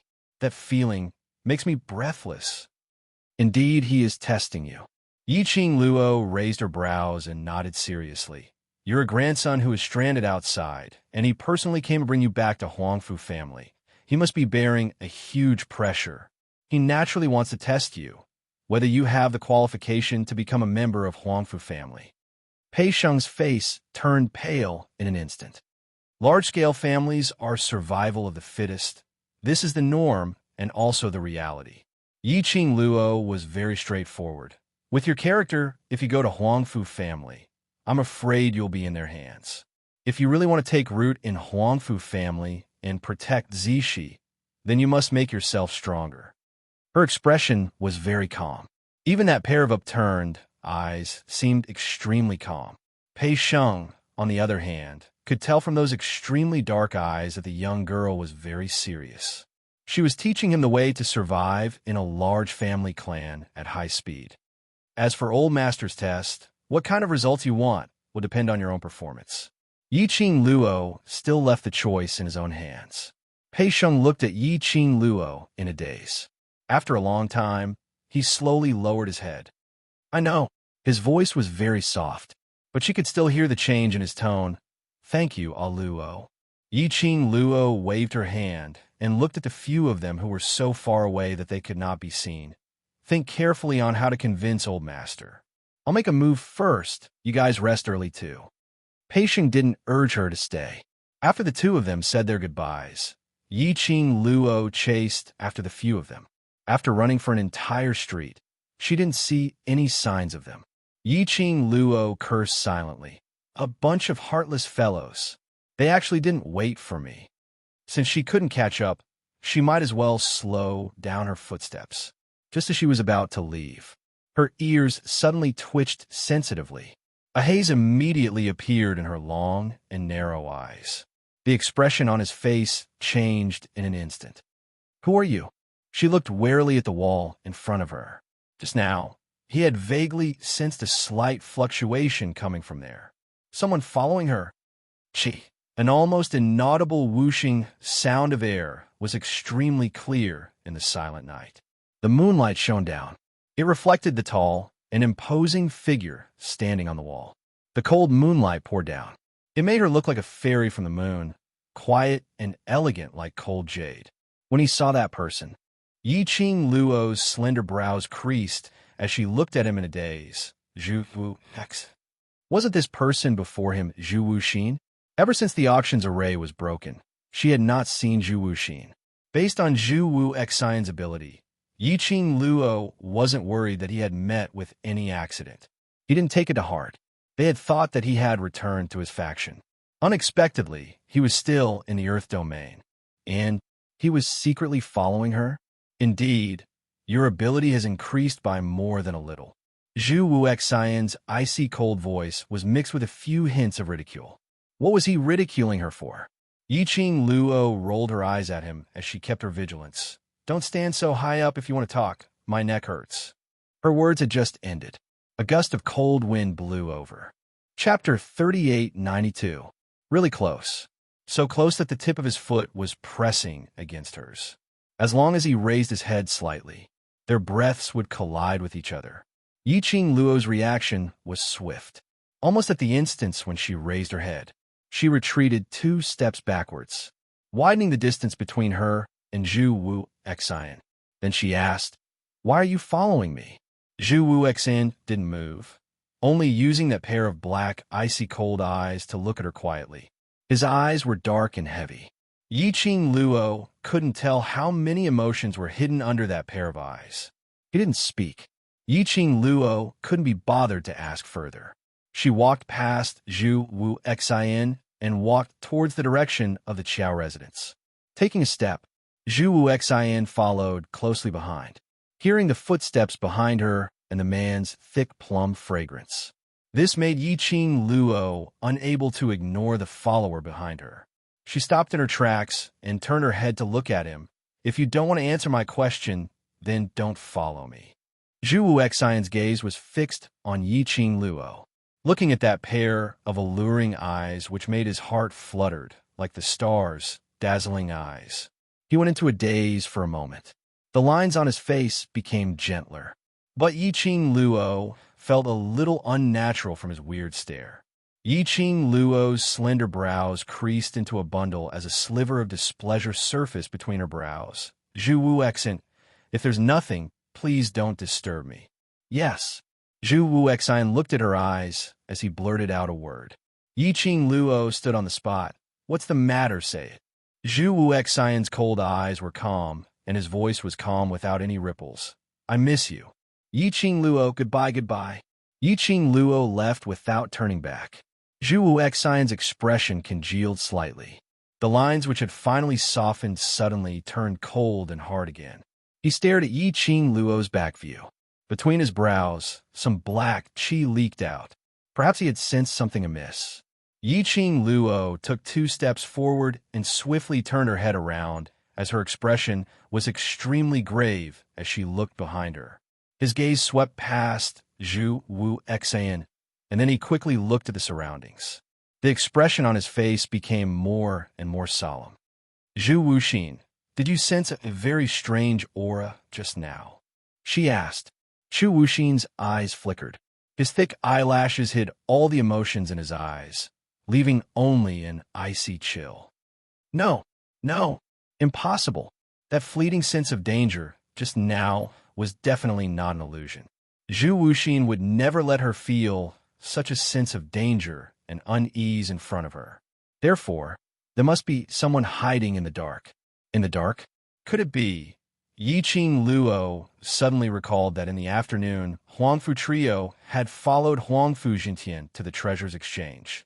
When Huangfu Fengyan left, she looked at her with a gaze. Her heart skipped a beat. Not good. Sheng and Zixi. Something must have happened at the treasures exchange hall. Yiqing Luo. Zhu Wu Xian stood in front of Yiqing Luo. His expressionless face was indifferent. Move aside. Yiqing Luo stretched out her hand to push Zhu Wu Xian aside. But Zhu Wuxin grabbed her wrist with the back of his hand. Yiqing Luo struggled, but he didn't loosen his grip. His calm and indifferent face brought along an oppressive aura. Yiqing Luo's slender brows creased tightly. Since she couldn't struggle free, she might as well not move. She only raised her head as her charming eyes were coated with ice. looking at Zhu Wu Xian's eyes without blinking. Your appearance, is it a coincidence, or Zhu Wu Xian's ability was above hers? Chapter 3893. But now, Zhu Wu Xian intentionally stopped her here. This made Yiqing Luo think more. Zhu Wu Xian's deep and icy cold eyes looked deeply at her suspicious gaze as his thin lips slowly rose, as though it was curled into an extremely shallow arc. That arc was very shallow, so shallow that Yiqing Luo could only feel his self-deprecation. In your heart, am I such a person? Zhu Wu Xian's voice was also very faint, with a tinge of ridicule. The hand which he held her wrist tightened. Yiqing Luo took a small step back. Facing such a piercing, questioning, and hurt gaze, she really doubted herself. Did she make a mistake? After all, Zhu Wu Xian indeed didn't seem like someone who would cooperate with others to complete some plans. It was just as he had said before. He would never do anything to hurt her. But there was a strange feeling in her heart, reminding her of something. That fleeting sense of danger just now is gone. And Zhu Wu Xian's unresponsive attitude. It really made her have no choice but to think more. She exchanged glances with Zhu Wu Xian for a moment. She kept away the suspicion and probing in her eyes as she shook her wrist which was being held. All right, I believe you, but you must let go of me now. My friend might be in danger. Not letting go. Zhu Wu Xian leaned even closer. The plum fragrance from his body enveloped her. Yiqing Luo wasn't used to it and wanted to retreat, but Zhu Wu Xian held her even tighter as he pulled her towards his direction. Every time you ask me to let go. Yiqing Luo, is your heart made of iron? Yiqing Luo immediately raised her hand and blocked his chest. She raised her head as her brows creased even tighter. Zhu Wu Xian, if you continue to pester me endlessly, don't force me to really suspect you. Heh. He laughed lightly, as his indifferent expression didn't fluctuate at all. His lips curled into a self-deprecating smile, as though he was ridiculing himself for being so ridiculous. Haven't you suspected me enough? Zhu Wu Xian's clear voice was calm, but Yiqing Luo could tell that he was condemning her. Yiqing Luo felt that today's Zhu Wu Xian was extremely strange, following her for no reason. Then, he stopped her for no reason. She didn't want to suspect Zhu Wu Xian. However, Zhu Wu Xian's current actions made her doubt him. Yiqing Luo's eyes darkened as a layer of frost appeared between her brows. In that case, your current motive is to not let me rush over to the treasure-gathering exchange? Zhu Wuxin's brows twitched slightly. Finally, he released Yiqing Luo's wrist. Yiqing Luo didn't even bother to take a look at him as she speedily flew towards the direction of the treasure-gathering exchange. Just as he moved, something tightened around his waist. Zhu Wuxin's wrist circled around her waist. Yiqing Luo's expression sunk. What exactly do you want to do? I'll go with you in case you run away. Zhu Wuxin narrowed his cold eyes. His clear voice was frighteningly deep, giving off a strange feeling of danger. Yiqing Luo's fingers touched his hand which was wrapped around her waist, and with a nimble movement, she distanced herself from his approach. We can do it together, but don't get touchy. Except for DM Ocean. If any other man approached her, she would feel repulsed. Not to mention, clasping her wrists and hugging her waist. Yiqing Luo's feet stirred up the wind as her speed was extremely fast. Zhu Wu Xian was behind her, gazing deeply at her back view.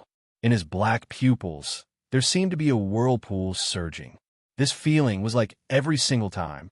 She would turn around and leave without any hesitation. She had never turned around to give him a look. In her eyes, he would never exist. He could only look at her back view forever. Chapter 3894. Zhu Wu Xian's 5 fingers tightened. In his mind, the bewitching words of that person from secluded palace kept appearing. Young Patriarch Chu, do you really think that by silently putting in the effort behind the scenes, you will be able to get the beauty back? I'll tell you directly, this way. We'll never get Yiqing Luo's heart. Why do you think Yiqing Luo is so dead set on the Overlord even after she had agreed to marry you? It's because the Overlord knows how to make use of his advantage. to make Yiqing Luo slowly fall into his emotional trap. Young Patriarch Chu, you're too silly. Silly? He also felt that he was rather silly. Obviously, based on his character. If he wanted, he would plunder.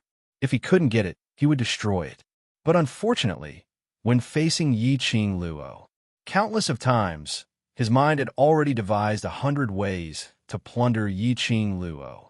But every time he met Yiqing Luo's gaze, all of his thoughts turned into a blank.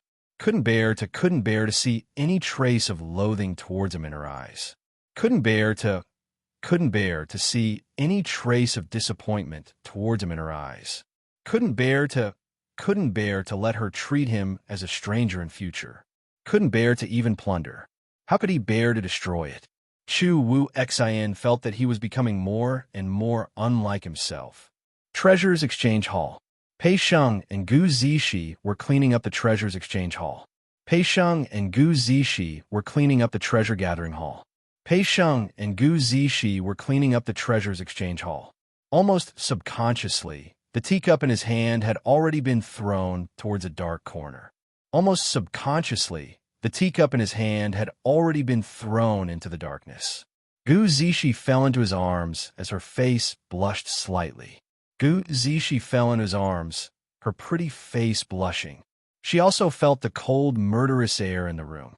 She also sensed the chilling aura that permeated the room, just as that teacup hit the dark corner. When the teacup hit the dark corner, it was already too late. A few figures speedily dashed out.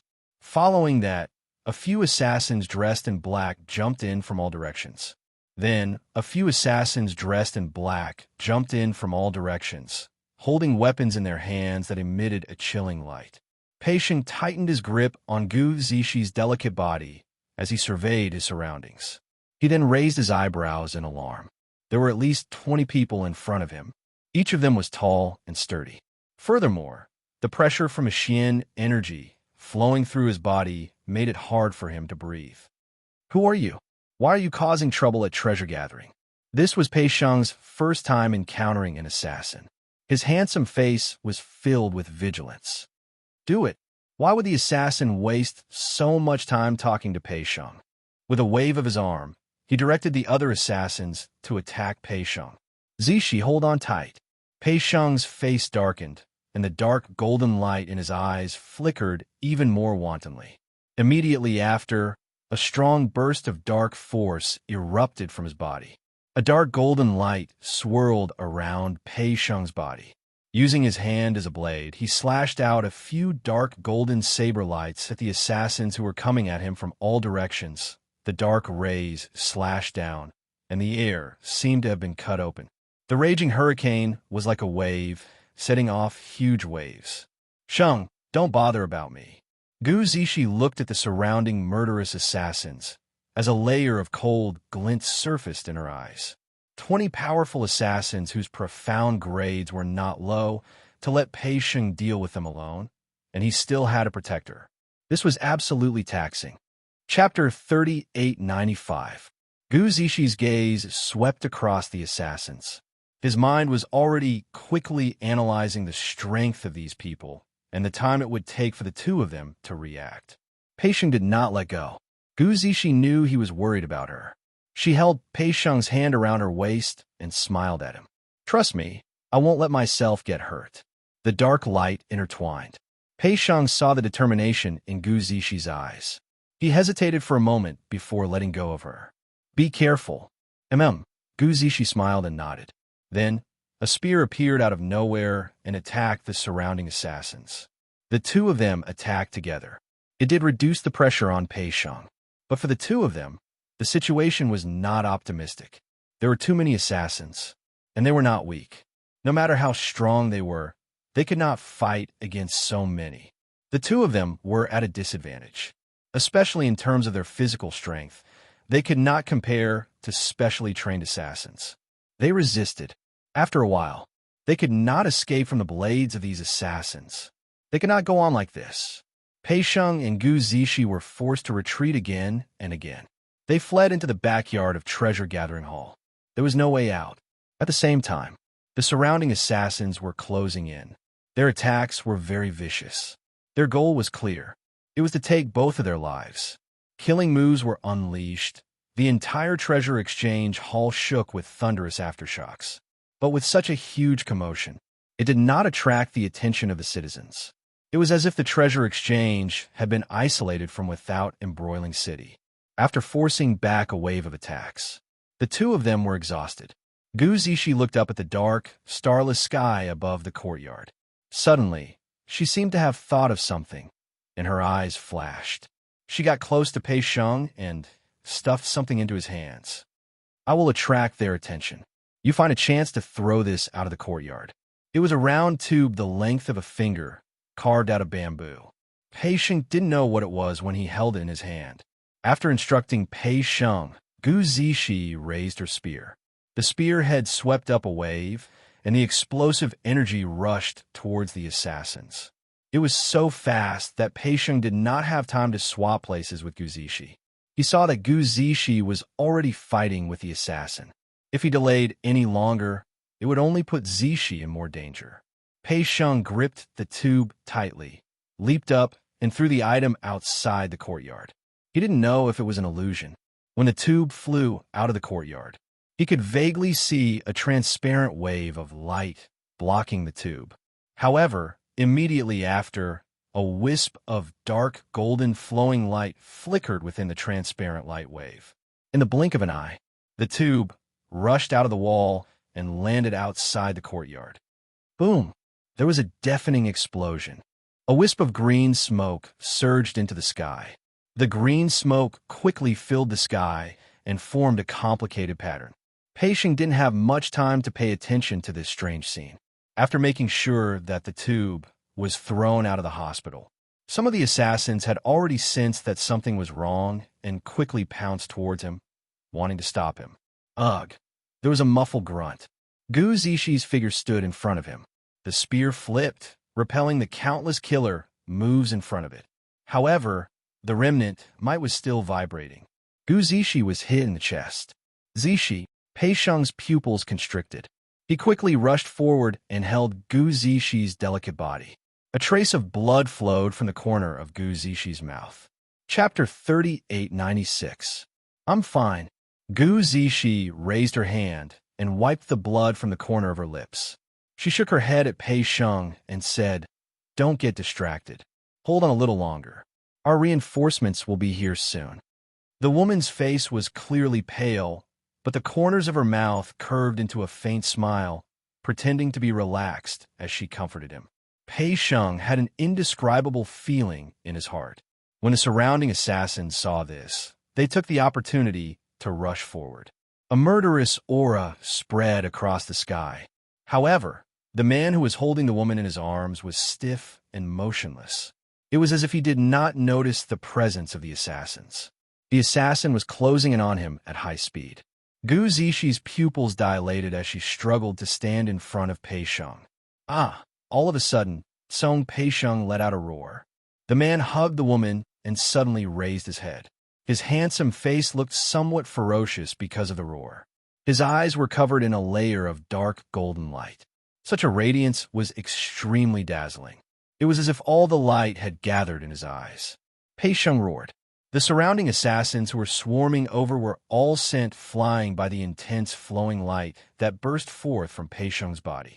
When Yiqing Luo just rushed over, this was what she saw.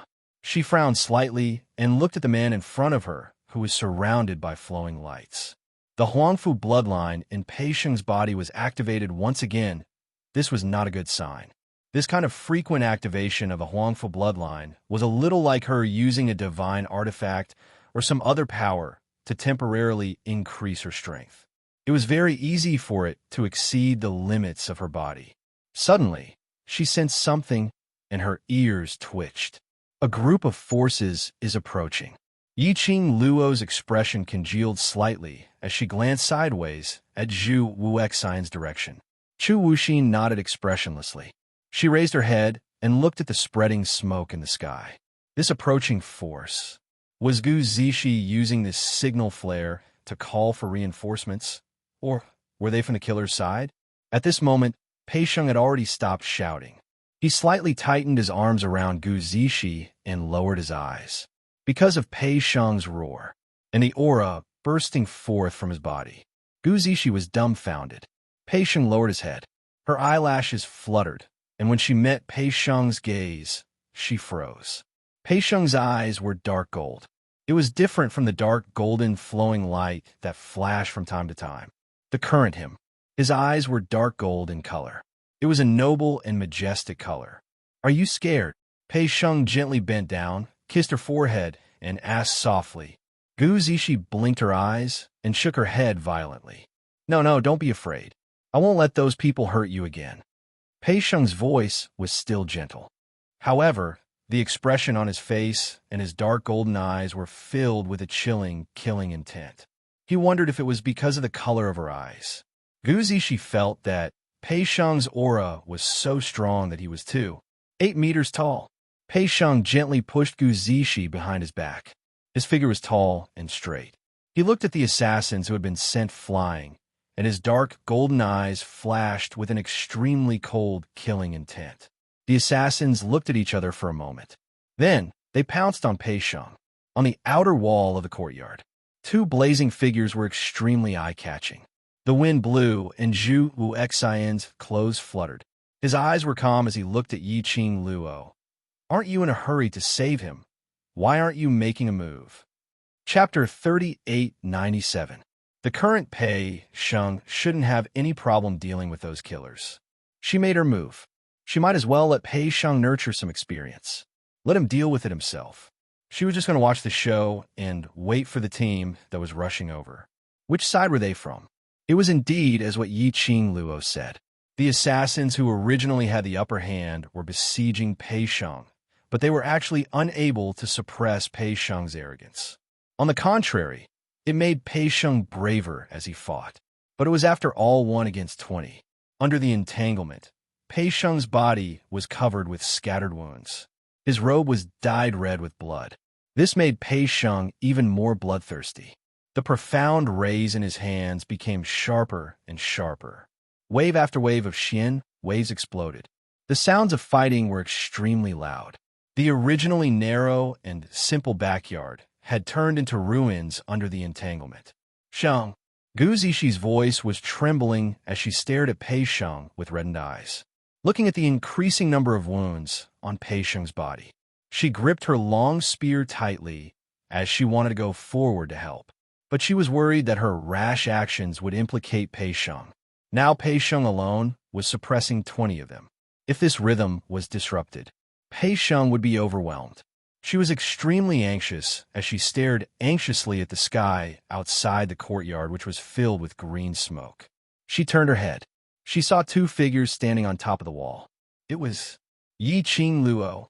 On seeing Yiqing Luo, Gu Zishi's eyes lit up. Just as she was about to open her mouth, she saw the young lady's bright eyes curling into a smile as she shook her head. Gu Zishi was stunned as she didn't understand what was going on.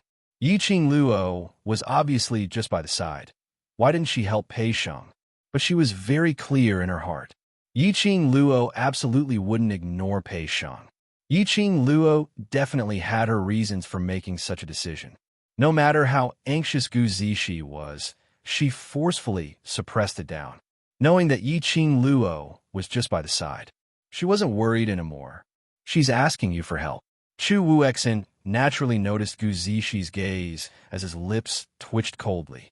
Yiqing Luo's brows rose as her eyes flashed. Why do I feel that you seem to be more anxious than me? Zhu Wuxian sneered softly and said in a self-mocking manner, just now, in order to rush over to save these 2 people, you spoke coldly to me. Now that I've accompanied you here, you're watching the show. Do you think I can feel at ease? Your heart will also have times where it's not balanced. Yiqing Luo slowly leaned in close to Zhu Wuxian as her gaze looked straight at the direction of his heart. Zhu Wuxian's expression was cold, and his gaze was somewhat indifferent. I only have feelings for you, but you will only treat me as if I have no feelings for you. Yiqing Luo opened her eyes. His gaze returned to the battlefield below. The words that came out of his mouth were directed at Zhu Wuxian. My answer is the same as before. Chu Wuxin, it's time for you to walk out of the past. You, who are always limited by the past, will never be able to let others see your heart. I only want you to see it. Zhu Wuxin's words of love came one after another. Yiqing Luo felt that every time she met Zhu Wu Xian, Zhu Wuxin's cheesy words of love were upgraded. Every single time, it was even more seductive than the previous time. This didn't fit his image of an iceberg brother. Yiqing Luo took a deep breath. Towards Zhu Wu Xian, who was extremely obsessed, he wouldn't listen to any of her rejections. Facing Zhu Wu Xian, she felt a sense of helplessness. Just at this moment, Yiqing Luo's peripheral vision caught something. He's here. Chapter 3898. When Yiqing Luo landed on the ground, coincidentally, he stood in front of the group of people who were rushing over. There were about 30 people. They were all dressed in dark green clothes. The blood-stained flower pattern embroidered on it revealed their identities. Bloody mercenary group. The leader of the group was the most eye-catching existence. She was wearing a dark-colored dress with elegant pendants. He didn't seem like a leader at all. When Su Qingbing saw that the person blocking in front of her was Yiqing Luo, the grave and anxious expression on her face faded a little. "Miss Yi, have you seen Zishi?" Yiqing Luo nodded as she raised her hand and pointed towards the fading green smoke. "This is your blood mercenary group's signal flare?" "Yes." Su Qingbing nodded. However, his eyes were looking around quickly. Finally, his gaze fell on the entrance of the gathering treasures exchange. "Captain, I can feel the fluctuation of Xian Qi coming from inside. Zishi should be inside." Deputy Regiment Commander Bo's face was filled with anxiety. When he looked at Zhu Bao, he shot forward like a cannonball. Su Qingbing didn't stop him. The signal flare was shot by Gu Zishi. If it was an emergency, Gu Zishi would never use this signal flare. "Zishi is fine." Yiqing Luo pointed to the other side of the wall. "If you're worried, you can go up and take a look." Su Qingbing furrowed her brows as a complicated expression appeared on her face.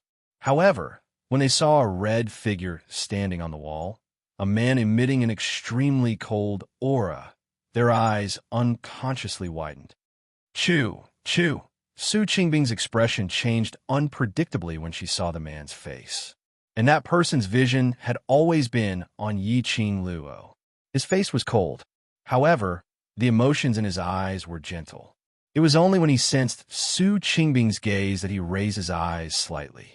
When he looked at her, it was as if his eyes were covered with a layer of frost. When Yiqing Luo heard Su Qingbing's unfinished words, she couldn't help but raised her slender brows.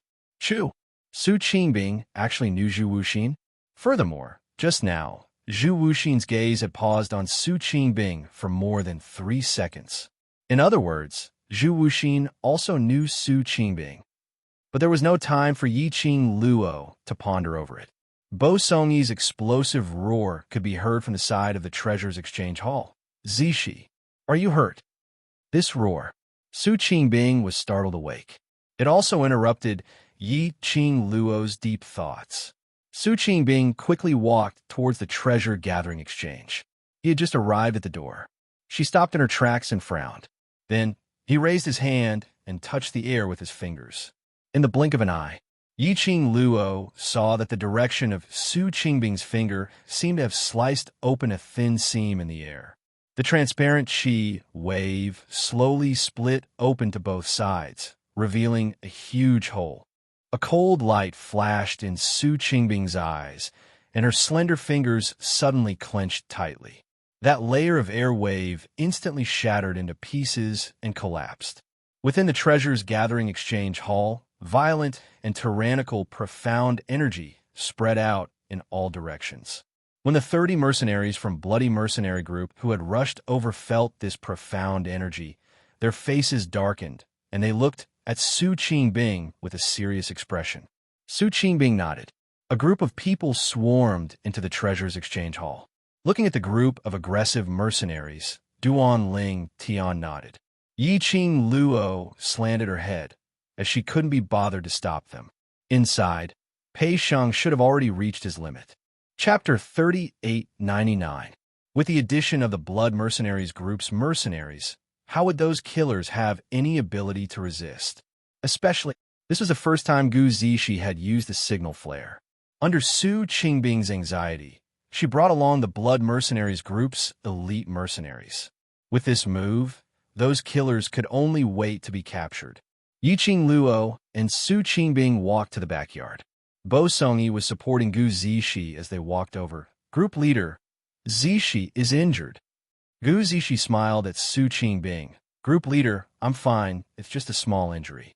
Su Qingbing looked at Gu Zishi's pale face and frowned slightly. What's going on? Why are there killers here? She raised her eyes and glanced at Bo Songyi. Have you checked clearly? Who are these killers here to kill? Mentioning this, Bo Songyi's expression sunk. He glanced at Pei Shang's direction from the corner of his eyes and gave a cold harumph. The trouble that lad created has caused Zishi to suffer. I'm really fine. It has nothing to do with Shang. Gu Zishi heard Bo Songyi's tone and immediately opened her mouth to explain. Bo Songyi couldn't help but sneer. He can't even protect you. What kind of man is he? Gu Zishi bit her lower lip as a sliver of anger surfaced on her face. Bo Songyi, you. Before she could finish her words, Su Qingbing interrupted. Shang, not calling me brother anymore? Su Qingbing opened her mouth. She indeed suppressed Gu Zishi's accusation. Gu Zishi's face blushed slightly as she slowly lowered her eyelids, looking a little shy. Not brother anymore. TSK. Su Qingbing's lips curled as her elegant face broke out into a smile. Then congratulations, the clouds have parted to see the moon. Gu Zishi's face turned even redder. The two of them spoke one after another. Bo Songyi was completely stunned by the amount of information that was revealed. He looked at Gu Zishi in astonishment as his voice trembled. You, and that lad. Amen. Gu Zishi smiled as she nodded. The glow in Bo Songyi's eyes dimmed, but he pretended not to mind as he said, Congratulations. Coincidentally, Pei Sheng, with the help of the mercenaries, had restrained all the killers and was anxiously looking for Gu Zishi. When he saw Gu Zishi, he quickly walked over. He stretched out his long arm and pulled Gu Zishi away from Bo Songyi's side into his embrace. He placed his large palm on Gu Zishi's face and gently caressed it. Are you all right? He asked gently. Gu Zishi leaned against his chest, and her pretty face was slightly flushed. I'm fine. When their eyes met, Yi Shiwen's expression changed. It was as if there was no room for anyone else. Bo Songyi looked at his empty wrist, then raised his head and looked at Gu Zishi, who was obviously happy and sweet. His hand, which was suspended in midair, clenched into a fist. Su Qingbing walked over and gently patted his shoulder. Then, he walked past Bo Songyi and walked into the courtyard. This melodramatic relationship drama made Yiqing Luo smacked her lips nonstop. However, she did not intend to intervene in this melodramatic scene. She glanced at the two of them, and after confirming that they only had some superficial injuries, she followed Su Qingbing into the courtyard. When he passed by Pei Sheng, she took out a medicine bottle and stuffed it into his hand. In the courtyard, the mercenaries stood by the side. The killers knelt on the ground, and one by one, their masks were torn off, revealing their faces. The killers had apparently been injected with profound qi and were rooted to the ground, unable to even commit suicide. The mercenaries stood neatly by the side. The killers were pressed onto the ground in a sorry state. This stark contrast. TSK, let the Blood Red's elite mercenaries come over to wrap things up. Chapter 3900. Yiqing Luo and Su Qingbing walked over. The killers' eyes widened as they stared at the both of them with hatred, as though they were conveying their thoughts. Don't try to dig out any information from us. I will not say anything even if I die. Kill me if you have the guts. Were killers afraid of death? No. They had to commit suicide if they failed the mission. They had the determination to die when they went out on a mission. What was there to be afraid of? So, other than the few killers who were killed by Pei Sheng, the remaining 10 overkillers all had a I am not afraid of anything expression. Yiqing Luo swept past the killers' faces and asked Su Qingbing sideways. These killers, Which killer force are they from? You may not believe it if I say it. Su Qingbing shot a glance at the killers as her lips curled into a ridiculing arc. From their attire, these killers should be from Heaven Realm, Killer Alliance. Heaven Realm? Yiqing Luo's lips twitched. She really couldn't believe it if she said it out. This bunch of weak scum killers. Before Pei Shang's transformation, he was already able to fight against 20 of them. Although they were at a disadvantage, but they weren't able to kill Pei Shang. Especially the moment the mercenaries came over. They didn't even have the chance to resist and were directly pressed onto the ground. Wasn't this too useless? Killers from Heaven Realm? So weak? Surely it wasn't a joke? No. Seeing the meaning of Yiqing Luo's expression, Su Qingbing directly responded, "Because I brought the elites from Blood Red." Her words paused slightly, as though she was afraid that Yiqing Luo didn't understand. She explained, "These elite abilities are well known in Heaven Realm." Yiqing Luo sucked in a breath of cold air. "They're in the Earth Realm. Doesn't that violate the balance of the realm? Won't the balance historian interfere?" Generally speaking, when one's ability reached a certain level, after accepting the assessment, they would be forced to ascend to the next realm. Su Qingbing gave her a "you are a country bumpkin" look. As long as you don't do anything that violates the balance of the realm, the historian can't do anything. All right, if that was the explanation, then these Heaven Realm killers wouldn't be that weak. But Yiqing Luo felt that they were still quite weak. The Assassin Alliance was the largest assassin organization in Heaven Realm. With a high status, the price would naturally be high. The customers who accepted orders were either rich or powerful. Yiqing Luo narrowed her eyes. He already had a candidate in mind. "Do you know who the mastermind is?" Su Qingbing raised her eyebrows. "If you know, then kill these people." Yiqing Luo went into a blank as her charming eyes lifted up slightly, meeting Su Qingbing's eyes. This woman seemed to be very observant. What she wants, Su Qingbing could guess it very quickly. Su Qingbing, on the other hand, was calm. After their eyes met, she even smiled at her. Yiqing Luo hid the probing look in her eyes and replied with a smile, "The killer from the Heaven Realm. The target is Pei Shang. Except Pei Shang." Yiqing Luo hadn't even finished her words. Suddenly, an anxious voice descended from the sky. Then, a figure rushed into the courtyard. The man scanned his surroundings. After locking onto his target, his figure flashed, and he dashed over. Pei Shang was applying medicine on Gu Zixi's wound. Suddenly, his shoulder was grabbed by an enormous force. His body was turned to the other side. She saw an old, wrinkled face and a pair of concerned and worried eyes. Old master." Pei Shang was so shocked that he stuttered. Chapter 3901. Huangfu Jintian pressed both his hands on Pei Shang's shoulders as he sized him up. Finally, her gaze landed on the pair of eyes that were covered in dark golden, flowing light. "Your eyes." Huangfu Jintian's white brows creased tightly.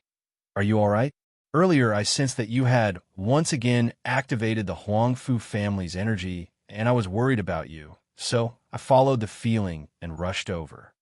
After seeing Pei Shang's eyes, Huangfu Jintian knew that what he had sensed earlier wasn't an illusion. When Pei Shang heard that, his throat tightened as his eyes stared blankly at the old man in front of him. His heart tightened a little. For so many years, this was the first time he felt concern from an elder. "What's the matter? Are you hurt somewhere?" Huangfu Jintian saw that he didn't speak for a long time as his white brows creased even tighter. He pulled Pei Shang's arm and took his pulse. Pei Shang regained his senses as he hurriedly shook his head. I'm fine. Luckily, Blood Mercenary Group and Al Luo rushed over. I'm fine." Huangfu Jintian, who was taking Pei Shang's pulse, frowned even tighter. This child's body was too weak. He could tell that he had absolutely suffered hardships since young. He had to recuperate properly in future. Finding out that Pei Shang's body was weak, Huangfu Jintian's heart doted on Pei Shang even more. He patted Pei Shang's shoulder as he shifted his attention to the surroundings. When he saw the rows of disheveled killers kneeling on the ground, his gaze suddenly turned sharp. What on earth is going on? Huangfu Zhentian strode towards the middle of the courtyard. The current him had a cold, hard expression, as his dignified and noble aura wasn't concealed at all. Step by step, he neared the killers. It suppressed the formless pressure. Yiqing Luo had not expected that Huangfu Zhentian would actually rush over. But just from Huangfu Zhentian's reaction and performance earlier, he was indeed a qualified elder. His concern towards Pei Sheng came from the bottom of his heart. But even after Pei Sheng went to Heaven Realm, with Old Master looking after him, he would still be surrounded by danger. There were some things that she had to remind Old Master. Thinking of this, Yiqing Luo squinted her eyes slightly as her pink lips curled up as she spoke out softly. Does Old Master Huang Fu really want to know what's going on? Someone dares to hurt my grandson. You're really not putting my Huang Fu family in your eyes. Huangfu Zhentian was furious to the extreme. He raised his leg and kicked the chest of an assassin. I'll definitely get to the bottom of this matter. There's no need to investigate. Yiqing Luo's lips curled up lazily. Old Master, don't be too full of yourself, after all. If you were to slap his face later, it would hurt Ah Sheng's heart. Yiqing Luo's words were already very straightforward. Huangfu Zhentian naturally understood the ridicule in her words. Immediately, their faces darkened. Yiqing Luo smiled again. Originally, I wanted to trouble the brothers from Blood Red to help settle this matter, but now that Old Master Huangfu is here, I shall hand this matter over to Old Master to settle. As Yiqing Luo said that, she looked towards Su Qingbing with a smile. What does Blood Red Group leader think? These killers' assassination target is Pei Sheng. How Pei Sheng wants to deal with it, we'll deal with it. Su Qingbing cooperated. It was one thing to guess something in her heart, but hearing an outsider saying that the assassination target was Pei Sheng, this feeling was another thing. Huangfu Zhentian's expression turned even darker. Chapter 3902. Yiqing Luo was obviously passing the right to choose to him. She wanted to see if he cared more about Pei Sheng or his other grandchildren. Yes, the other grandchildren. Huangfu Trio, the killers from Heaven Realm, and their target was Pei Sheng. It was obvious who the mastermind was. Pei Sheng also understood the meaning of Yiqing Luo's words. A trace of paleness appeared on his handsome face. He pursed his lips as he looked at Huangfu Zhentian, as though he wanted to know, in Huangfu Zhentian's heart, what kind of attitude would he use to settle this matter when his grandson did something wrong. Facing the gazes of a few juniors, Zhang Xian nodded. Especially his own grandson, he was extremely careful and hid his nervous gaze. Huangfu Zhentian's white brows creased tightly as he gritted his teeth. This matter concerns the Huangfu family. I will. Before he could finish his words, Pei Sheng, who was looking at Huangfu Zhentian cautiously, suddenly interrupted him. Forget it. Forget it? Huangfu Zhentian even suspected that he was hallucinating in his ears. The rest of the people also looked at Pei Sheng in astonishment. He was almost killed, and he said forget it? Was there a hole in his brain? That was a killer from Heaven Realm. It was obvious that he wanted his life. Now he had Old Master Huangfu as his backing to settle this matter. Shouldn't he make use of this opportunity to let Old Master Huangfu cut off the mastermind's chance, so that this kind of assassination would not happen again? Pei Sheng actually let it go just like that? The mercenaries present were unable to understand Pei Sheng's actions. Bo Songyi's face was gloomy as he stared intently at Pei Sheng and Gu Zixi interlocked fingers. His heart was burning with anger. What, forget it? Isn't he afraid of death? A cowardly man. On what basis can he give Zixi happiness? He's not worthy at all. His enraged voice was definitely not soft. It also broke the shocked atmosphere because of Pei Sheng. Everyone's gazes turned towards Bo Songyi. Although Huangfu Zhentian felt more or less relieved because of Pei Sheng's forget it, Huangfu Zhentian felt a sense of relief in his heart. But when he heard Bo Songyi's rebuke and ridicule, his heart of protecting his child welled up. A pair of fierce and dignified eyes glared at Bo Songyi. Bo Songyi was forced to step back by Huangfu Zhentian's gaze. Gu Zixi also did not understand Pei Sheng's actions. She tugged at Pei Sheng's arm and looked at him in confusion before shaking her head at him. She also suggested that the best choice was to let the old man handle this matter. However, Pei Sheng smiled at her. There was a smile in his eyes. He seemed to be consoling her, telling her not to worry. Gu Zixi still wanted to say something. Yiqing Luo patted her shoulder and shook her head at her. Pei Sheng had already made up his mind. This was Pei Sheng's own decision. He had his own considerations when he chose to forget it. Gu Zixi pursed her red lips. In the end, she did not speak again. She only held the man's arm tightly with one hand and used her actions to tell him. She's always been there. The other side. Su Qingbing had already turned to the side and stood in front of Bo Songyi, blocking the old man's gaze. Huangfu Jintian retracted his gaze and looked back at Pei Sheng as he frowned. You've been wrong today. Are you sure? You don't need me to stand up for you? Pei Sheng didn't avoid his gaze this time. Instead, he met the old man's gaze and nodded. I'm sure this matter. Let's forget about it. Chapter 3903. These light words were so minute that if one didn't listen carefully, it was impossible to tell what he was talking about. Because of this, Huangfu Jintian felt his heart jolting as though it was touched by something. These words were like needles stabbing into his heart. It was so uncomfortable. This child, what kind of life had he led in the past? Was that why he was being so careful now? Not wishing for him to be put in a difficult position, just let go of the chance to take revenge? Huangfu Jintian was very clear what kind of people his 3 grandchildren were. Even if Pei Sheng let them off, those 3 people wouldn't be grateful. On the contrary, they would be insatiable. In a large family like the Huangfu family, Huangfu Jintian wasn't averse to this kind of battle. But, seeing Pei Sheng, he always had a kind of guilt and heartache feeling. Huangfu Jintian took a look at Pei Sheng as his expression was dignified as he spoke resolutely. Lad, you don't need to say any more.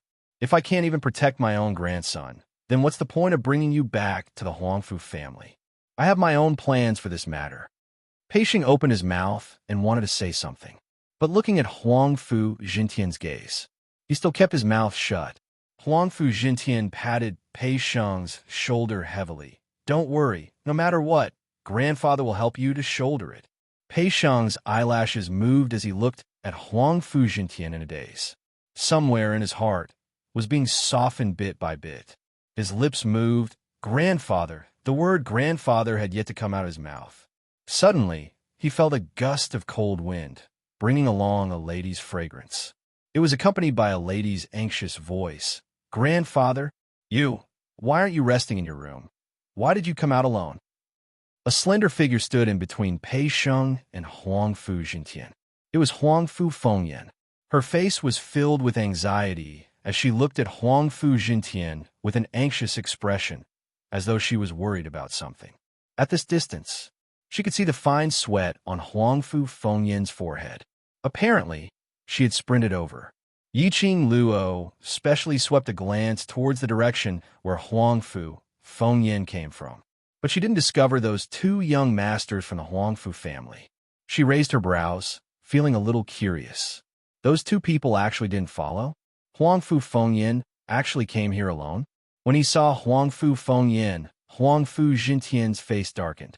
His expression was extremely ugly as he gave Huangfu Fengyan a backhand slap.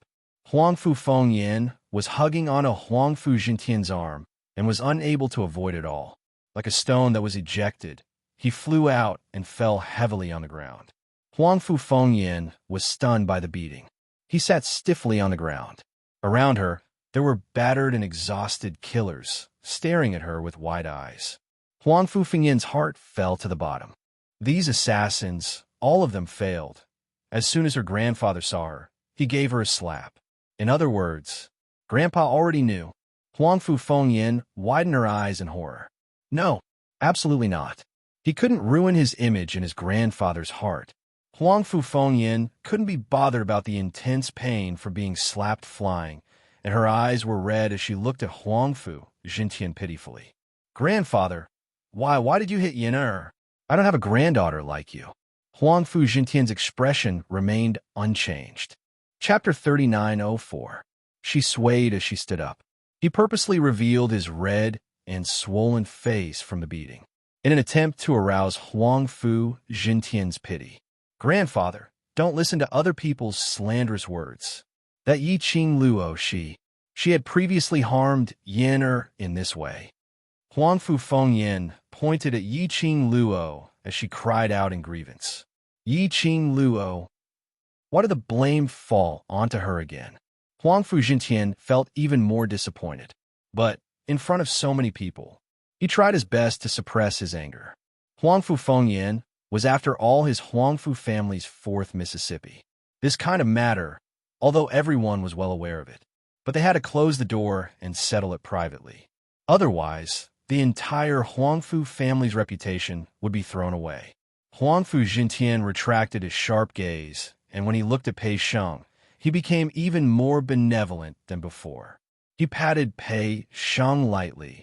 Pei Sheng, I will definitely give you an explanation. Really no need. Old master, don't affect Huangfu family because of me. Pei Sheng took a look at Huang Fengyan as he shook his head and rejected. The more he rejected, the more old master doted on him. The more he looked at Huang Fengyan, the more vicious his gaze became. Yi Qing Luo couldn't help but clicked her tongue when she saw this scene. She crossed her arms in front of her chest as her lips twitched lazily.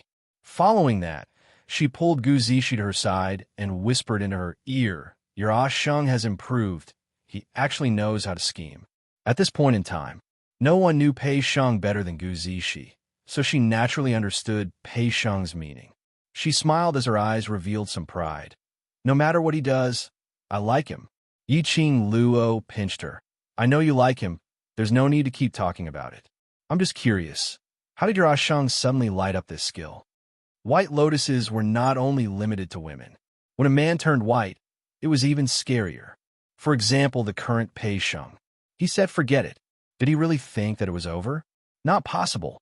Not possible. How could it be over just like that? If it was according to their previous thoughts. Directly pass this assassination matter to Old Master to handle. Indeed, they could get an explanation. But in the end, the Huangfu trio would absolutely not suffer too much damage. And in the future, it might even get worse, for example. He could be even more ruthless. But Pei Sheng chose to give up on revenge on purpose. She felt sorry for the old man. Not only did she put herself in the position of a victim, but she also put herself in the position of a pitiful person who was not loved or loved. In this way, how could the old man really let it go? The old master would only feel sorry for Pei Sheng. They would not easily let off the mastermind behind the assassination. Even if Huangfu and the other two didn't receive any substantial punishment in the end. However, in the future, the old master would feel guilty and dote on his kind-hearted and relatable little grandson even more. Pei Sheng's move. It was a beautiful move. Gu Zishi's eyes sparkled as she looked at Pei Sheng. Yi Qing Luo couldn't stand this simple-minded couple style as she pushed Gu Zishi to Pei Sheng's side, interrupting Huangfu Fengyan sob. Old man, it's getting late. Everyone should disperse. Ah Sheng and Zishi's wounds need to be treated as well. Mention the wound. The old man felt even more guilty. Chapter 39:05. Pei Sheng hesitated for a moment. He glanced at Huangfu Fengyan's direction and shook his head. There's no need. I still have to tidy up this courtyard. An assassin had broken in. And a fight. The courtyard was already in shambles. Huangfu Jintian still wanted to say something. Yi Qing Luo continued. Old master, Zishi is an alchemist. With Zishi taking care of her, you don't have to worry. After saying that, she glanced meaningfully at the assassins. The old man must have other things to deal with, right? Huangfu Jintian's expression swiftly became extremely gloomy. His cold eyes looked at the miserable assassins on the ground, then looked at Huangfu Fengyan. He snorted coldly, his majestic anger surging. Huangfu Fengyan felt a chill run down her spine. There was only one thought in his mind. That was, he absolutely could not admit it. Once she admitted it, she would lose everything she had now. Huangfu Jintian's gaze grew fiercer and fiercer. After staring at Huangfu Fengyan for a while, he forcefully closed his eyes. When he opened his eyes again, the emotions on his face were much calmer. He clasped his hands at Su Qingbing with a solemn expression. Bloody leader, Thank you for your help today. I, Huangfu Jintian, will remember your kindness. I'll definitely repay your kindness in the future. Then, he said, can you let me handle these assassins? It's not really a favor. Bloody mercenary group didn't come here to save Pei Sheng. Su Qingbing's lips curled into a smile. As for these assassins, if old Master Huangfu wants them, feel free to take them. Not to save that brat. Huangfu Jintian caught the main point and frowned slightly. What do you mean by that? As profound practitioners of the heaven realm, which was above the earth realm, basically, he did not know much about the people or forces in the lower realms. But there were 3 great forces in the land, and even old Master Huangfu, who was in the heaven, had heard of them. One was the gathering place of lunatics, the underworld palace. One of them was the Linglong Palace, which nurtured the saintesses of the 3 main cities. The other was the bloody mercenary group in this world. Even if bloody mercenary group was the 2nd-ranked mercenary group, his reputation rose like a crane. This was because the number 1 mercenary group had already developed to the heaven realm. And this bloody mercenary group was also known as the 2nd mercenary group to develop their forces into heaven realm. Huangfu Jintian's attitude towards Su Qingbing was so gentle. Aside from the fact that Bloody had saved Pei Sheng, he was also impressed by the bloody mercenary's abilities. Su Qingbing raised her slender eyebrows as a playful smile appeared on her beautiful face. She walked towards Pei Sheng. No, to be more precise, it was Gu Zishi who was walking towards Pei Sheng. He then raised his hand and placed it lazily on Gu Zishi's shoulder. As he raised his head, the corners of his mouth curled up into a smile. There was an indescribable meaning in his smile. I brought my Bloody Red's elite troops here to save my troublesome vice regiment commander. Saving Pei Sheng was just a convenience. So, old Master Huangfu, you really don't have to take it to heart. Vice leader, Gu Zishi. This news caused Huangfu Jintian to be stunned. The one who had the most exaggerated reaction was Huangfu Fengyan. She almost bounced up from the ground and glared at Gu Zishi. Her voice was trembling. Her? Vice Regiment Commander? Are you kidding me? Su Qingbing tilted her head and glanced sideways at Huangfu Fengyan. Chapter 3906. No, I don't believe. Huangfu Fengyan's eyes widened in disbelief as her body staggered.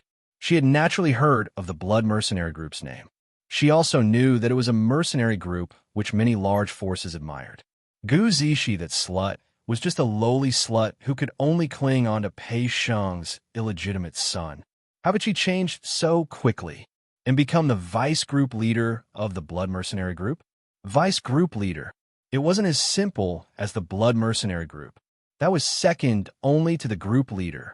Huangfu Fengyan couldn't believe that the lady whom she had belittled would have such a powerful background. Huangfu Fengyan's sharp voice made Pei Sheng regain his senses. He also widened his eyes in shock and astonishment. He only knew that Gu Zishi and the Blood Mercenary Group had a good relationship. It was rumored that Gu Zishi had saved the Blood Mercenary Group's group leader on the West Cliff Mountain, hence the Blood Mercenary Group would occasionally help Gu Zishi or gather treasures. But he had never thought that. Gu Zishi and the Blood Mercenary Group had such a deep relationship. In his mind, he suddenly recalled what Yi Qing Luo said previously. Gu Zishi gave up everything in the earth realm and followed him to the heaven realm. This everything, he didn't think too deeply at that time. Until now, he finally understood. This everything was really Gu Zishi's everything. She could even give up the identity of the Blood Mercenary Group's vice group leader. Gu Zishi's feelings for him. How deep was it? Pei Sheng only felt his heart suddenly constricting, as if something was squeezing it tightly. His eyes felt a little warm and sore. He looked at Gu Zishi without blinking. Suddenly, he stretched out his hand and hugged Gu Zishi's petite body tightly in his arms. His head rested on Gu Zishi's shoulder. He said firmly, Zishi, when we reach the heaven realm, we'll get married. Get married? These 2 words made Gu Zishi grab Pei Sheng's clothes tightly in surprise. Her eyes instantly turned red as she nodded her head vigorously. The 2 of them hugged each other tightly. On the other side, Huangfu Jinqian took a deep look at the two of them hugging each other and looked at Su Qingbing, although he didn't show it on his face. But in his heart, he was shocked when he heard this news. In his heart, he was even more satisfied with his grandson and the woman that he had taken a liking to. In his heart, a decision was slowly forming. His expression was solemn as he looked at Su Qingbing and said, "Regardless of the reason why Leader Scarlet had intervened, it is a fact that Leader Scarlet has saved that boy. I will definitely remember this kindness. As for other matters, don't worry, Leader Scarlet. Since I've personally brought that boy and Lady Gu to the Heaven Realm, I will definitely protect them." Any intelligent person would be able to tell. Su Qingbing had purposely revealed the reason why Gu Zishi was the vice leader of Bloody. To put it bluntly, he just wanted to show Gu Zishi how powerful she was. At the same time, it would change Gu Zishi's position in the Huangfu family's heart. It was also a warning to Old Master Huangfu. Gu Zishi was not someone without a backer. If Gu Zishi was injured in the Heaven Realm, Bloody Mercenary Group would be the first to stand behind Gu Zishi and take revenge for her with all their might. The group of people said a few more words. Old Master Huangfu dragged Huangfu Fengyan away. The Bloody Mercenaries followed behind Elder Huangfu with the assassins in tow. After a while, the courtyard quietened down again. Yiqing Luo took a look at the two who were still hugging each other tightly and sighed. What a pair of silly lovers. Muddle-headedly registered for the QQ reading character ranking. The babies helped to make a heart sign and gave a like. They didn't wish to rush into the top 40. They only wished to be in the top 100 and not let the crippled 7 emperors appear too desolate. Chapter 39:07. She simply shifted her gaze away and looked at Su Qingbing, who had yet to leave. Su Qingbing still maintained a lazy posture. That dignified look on her elegant face had been retracted by quite a bit. She just raised her head and looked at that figure on the wall. Between her beautiful eyes, there was some brilliance flowing. But when Yiqing Luo took a careful look, it was a stretch of deep, without a single bit of emotion. She followed Su Qingbing's gaze. On the wall, the red-robed man who was standing against the wind met her eyes expressionlessly. The person Su Qingbing was looking at was Zhu Wu Xian. She raised her brows, feeling that she seemed to have discovered something incredible. Since he's safe, I'll make a move first. I'll leave these two fools in your care. Su Qingbing seemed to have sensed Yiqing Luo's gaze and immediately retracted her gaze, as she pretended not to mind and waved her hand. Yiqing Luo's eyes curved into a crescent shape as her figure moved and appeared next to Su Qingbing. She raised her hand and hooked onto Su Qingbing's shoulder. The young lady gave a teasing smile as she teased. "Why, are you in a hurry to leave, afraid that I'll see through some secret that I shouldn't see?" Su Qingbing's beautiful eyes flashed as she subconsciously looked at Zhu Wu Xian. After this action was done, Su Qingbing then realized that she had been hooked. Yiqing Luo's smile deepened. Her curved brows and narrow, long eyes outlined an arc, like a blooming datura flower, so alluring that it made one suffocated. Tisk! Su Qingbing's look made Yiqing Luo even more interested. She was really curious. What had happened between Su Qingbing and Zhu Wu Xian? She could tell. Su Qingbing's impression of Zhu Wu Xian was very deep. I have to return to Blood Color headquarters first. Su Qingbing's hair stood on end from Yiqing Luo's meaningful smile. She hurriedly found an excuse. She turned around and hurriedly leapt up the wall. On top of the wall, Su Qingbing intentionally halted her footsteps. Her vision clashed with Zhu Wu Xian. In just a few breaths' time, she raised her breath again, and her figure flashed as she blended into the night. The courtyard, which had turned into ruins, fell into a strange silence. That pair of foolish lovers were still hugging each other, unwilling to part. A fool is a fool, hugging each other and feeling each other's warmth. This was their happiness. But Yiqing Luo shot a glance at the both of them as her lips suddenly curled into a crafty arc. Then, he lifted his leg and kicked Pei Sheng's butt. Pei Sheng's entire body was kicked forward by the force. Gu Zishi almost lost her footing. Following that, Several medicine bottles were stuffed into their arms. Get out of the house and make love. Yiqing Luo turned their bodies around and pushed them towards the room, which wasn't affected by the battle earlier. Pei Sheng was forcefully pushed to the door as he struggled to turn his head around to take a look at Yiqing Luo. But because of Yiqing Luo's strength, he was unable to resist at all. Ah Luo, don't tell me you don't like our relationship because His Majesty is not here and you can't stand it? Yiqing Luo's expression instantly sunk. The hand that grabbed Pei Sheng's shoulder suddenly tightened. Ah! Pei Sheng screamed miserably as his shoulder struggled to pull away from Yiqing Luo's palm. It was so painful that he almost cried. Yiqing Luo gave a fake smile. If you still want to hug a beauty to sleep tonight, you'd better shut your mouth and roll into the room. Pei Sheng, this smile is so scary. He swiftly hugged Gu Zishi tightly as he escaped into the room. Chapter 3908. In the courtyard, there was only Yiqing Luo left. She then stretched her body lazily. As she yawned, she looked towards the red figure standing on the wall. The show has ended. Aren't you leaving? Zhu Wuxian's vision, from the start, was fixed on her. When he saw the young lady's languid look, her long and narrow eyes were filled with a lazy misty look towards him. His eyes glowed with a bright light. Even his pitch-black pupils involuntarily contracted. His hands, which were hanging by his side, clenched into fists. Especially when that young lady yawned, with a soft and coquettish voice rang. His body almost instantly turned stiff and taut. For a long time, the man didn't reply. Yiqing Luo lowered her hands as she raised her brows at him, meeting with Zhu Wuxian's scorching gaze. Her eyelashes fluttered slightly as she tilted her head, her eyes revealing a smile which didn't look like a smile. Have you seen enough? This sentence made Zhu Wuxian have a response. His thin lips moved slightly as his voice was very cold. Not enough. If you're still conscious, then please go ahead. Take care, I won't send you off.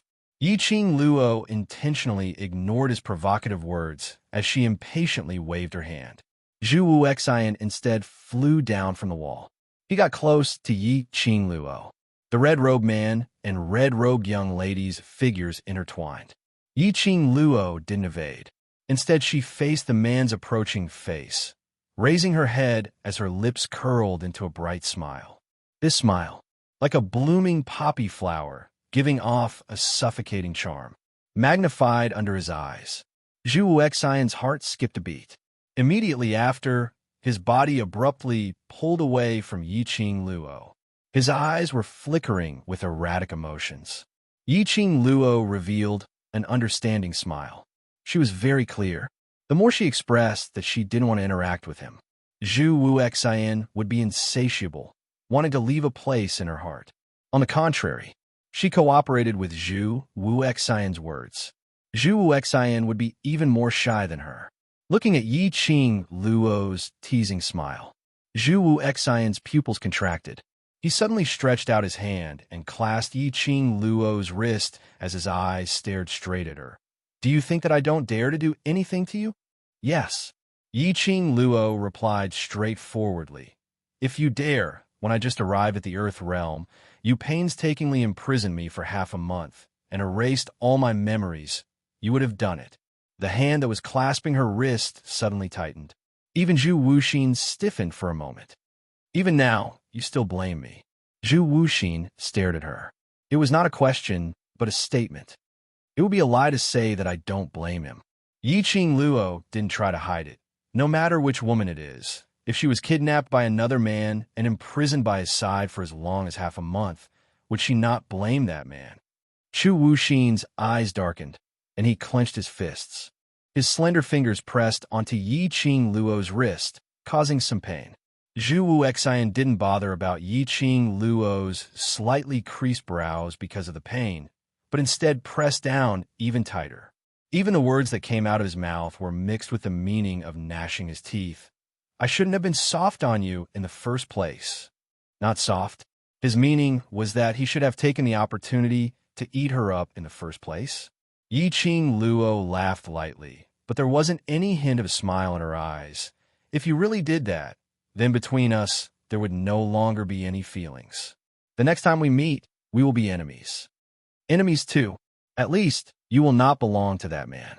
Zhu Wuxin's eyes seemed to be surging with waves. Chapter 3909. Yi Qing Luo frowned. Looking at the madness in Zhu Wuxin's eyes, her heart skipped a beat. He subconsciously wanted to break free from Zhu Wuxin's grip. However, Zhu Wuxin tightened his grip. He reached out with his long arms. He then pressed Yi Qing Luo heavily into his arms. The plum fragrance which assaulted her nostrils made Yi Qing Luo's slender brows creased tightly in discomfort. She struggled. Zhu Wuxin, woman, you are really heartless. Zhu Wuxin was almost gnashing his teeth next to her ear. This time, I really did not want to go easy on you. As soon as he finished speaking, he exerted strength in his arm. The man's warm breath rushed over from a close distance. There was also a hint of fragrance mixed with it that made her feel alarmed. Almost at the instant the man lowered his head, Yi Qing Luo's eyes flashed coldly. His dark force burst forth. He flipped his palm, intending to attack Zhu Wuxin and avoid his approach. It was at this moment. A heavy groan sounded beside his ear. The hand on his waist suddenly loosened. What replaced? It was another strong and powerful force. The familiar fragrance of sandalwood wafted into his nose. Yi Qing Luo turned her head happily. Sure enough, she saw her man appear behind her. Dmo Xian had one arm around her waist. His expression was noble and elegant as his gaze was filled with a chilly glint as he stared intently at Zhu Wuxin. I'm late. The man's deep and mellow voice instantly soothed Yi Qing Luo's restless heart. His large and thick palms pulled the young girl's delicate body into his embrace. It was different, thick and sturdy. A different kind of warmth. It was a different taste. It was a completely different feeling from Zhu Wuxin. Emotion was the feeling she wanted to have the most. Yi Qing Luo's eyelashes trembled slightly. Suddenly, she raised her lips and tightly wrapped her arms around the man's firm waist. She buried her face in his chest. Struck by the palm, Zhu Wuxin had to retreat several steps before he could stabilize himself. The flame-like red swayed. After Yi Qing Luo absorbed the warmth, she popped her head out to take a look at Zhu Wuxin. He felt that the current Zhu Wuxin had a gloomy feeling, as if the flames all over his body were about to be extinguished. As if I had lost all my lifelight. He seemed to have sensed her gaze. Zhu Wuxin clutched his chest and looked at her with a pale face. His eyes met hers. A smile appeared on his grave and stern face. His lips curled up slightly. There was a hint of bitterness in his voice. Yi Qing Luo couldn't help but creased her slender brows once again. He didn't have time to think about it. A large palm suddenly covered her eyes. In front of him, there was only warmth, and he couldn't see anything. Don't look at him. The man's domineering voice rang in her ears, and there was a hint of jealousy in his tone. Then, he raised his head and looked at Zhu Wuxin. His entire body exuded a chill. Zhu Wuxin, I haven't settled the score with you for what happened last time. You dare to play the same trick again? The moment he opened his mouth, he was not angry, but he exuded an imposing aura. Zhu Wuxin sneered. What? I merely touched her, yet you're already so furious. Could it be that you think she's dirty? As soon as he said that, the surrounding temperature had also dropped to the extreme. Dmo Xian's eyes gleamed coldly. The murderous aura was also sweeping wildly. But Zhu Wuxin laughed crazily. That grave and stern face looked extremely insane. Both their profound rays intertwined, just as it was about to explode. Suddenly, a slender, fair hand gently placed on the back of the hand which covered her eyes. Slowly, it pulled that hand down. The young lady's eyes regained its clarity. Chapter 3910. The young lady's alluring face was filled with calmness. The corners of his lips curled into a mocking sneer. Even a gaze which she shot toward Zhu Wuxin was filled with viciousness. This gaze made Zhu Wuxin's heart felt as though it was pierced by something as it trembled fiercely, as though something was gradually disappearing between him and Yi Qing Luo. The red-robed man's eyes were filled with madness. At this moment, there was finally a slight fluctuation. The wind brought along the young lady's ridiculing laughter. Zhu Wu Xian, do you think that after knowing that you imprisoned me for nearly half a month, I will still be defenseless against you? Zhu Wu Xian, do you think that after doing this, I will belong to you again? Zhu Wu Xian, the dirty person is you. The young lady spoke each word extremely clearly. Her voice was very sweet, but in Zhu Wu Xian's ears, it was like a sharp blade, fiercely slicing his eardrums. That sharp blade went down from his ears to his heart, and then slowly sliced his heart bit by bit. Unbearable pain. Zhu Wu Xian shut his eyes tightly. From the moment you made a move against me earlier, I was completely certain. Earlier you stopped me several times, not allowing me to rush over to save Pei Sheng, obviously. On purpose. At that moment, Yiqing Luo was already suspicious towards Zhu Wu Xian's appearance. But because it was Zhu Wu Xian, she didn't investigate further, because she knew that Zhu Wu Xian's obsession towards her would absolutely not harm her. So she chose to believe in Zhu Wu Xian. Until just now, when she smelled that fragrance from the man. Yiqing Luo then realized that everything was because she was too naive. From the start of Zhu Wu Xian's appearance till now, all had a motive. Yiqing Luo, Zhu Wu Xian heard Yiqing Luo's ridiculing words. And when she looked at him, that disappointment and ridicule, his heart felt as though it was being sliced into pieces. He subconsciously wanted to explain, Yiqing Luo is not. Are you trying to say that it's not what I think? Yiqing Luo interrupted his words, as her smile became even more contemptuous. Even between his brows, there was a mocking smile that was not a smile. Zhu Wu Xian. Suddenly, she called his name in a serious tone. The young lady withdrew herself from Mo Xian's embrace as she lifted her light footsteps and walked towards him. The girl's expression was cold, and her picturesque eyebrows were filled with killing intent. Zhu Wu Xian felt an inexplicable sense of nervousness. He was so nervous that he could only stare at the girl's approaching face and clench his fists tightly, waiting for her to continue. You want to explain, right? All right, I'll give you a chance. She stood 3 steps away from Zhu Wu Xian. Then, she raised her eyes and stared straight into his eyes. Zhu Wu Xian's heart skipped a beat again. Do you dare look me in the eye and tell me that your appearance today is not a coincidence, but an accident? Zhu Wu Xian's eyes darkened. Even his cold face was covered with a layer of frost. This reaction, even if he didn't answer, Yiqing Luo had already gotten her answer. She sneered and looked at Zhu Wu Xian. She couldn't help but laugh. Zhu Wu Xian, if you really want to lie to me, you should lie to the end.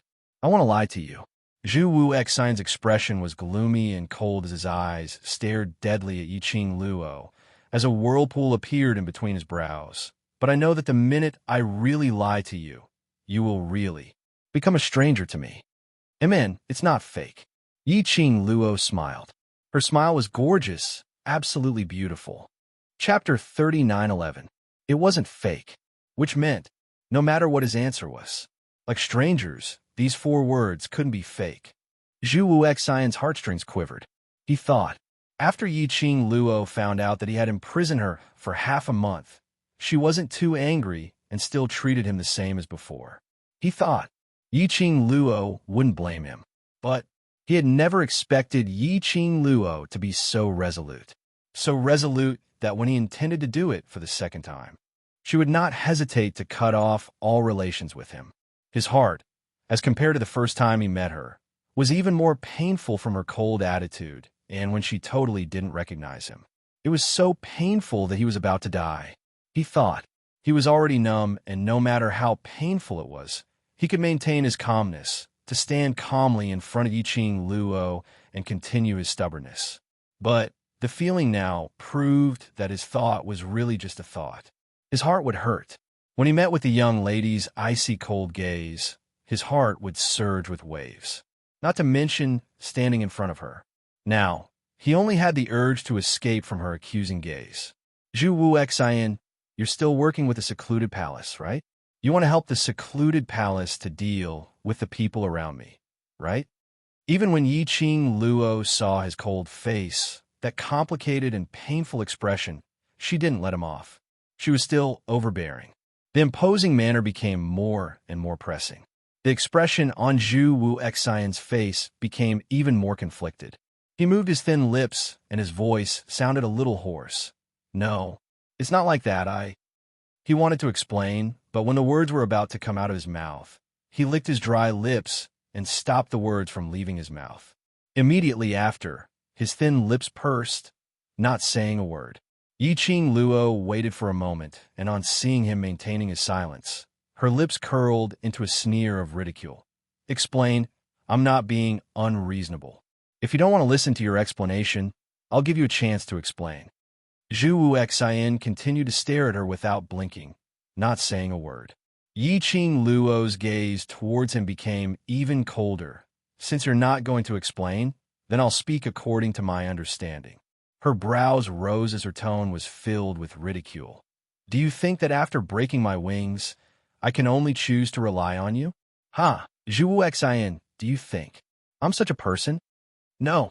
Light flickered in Zhu Wu Xian's eyes, and he wanted to answer.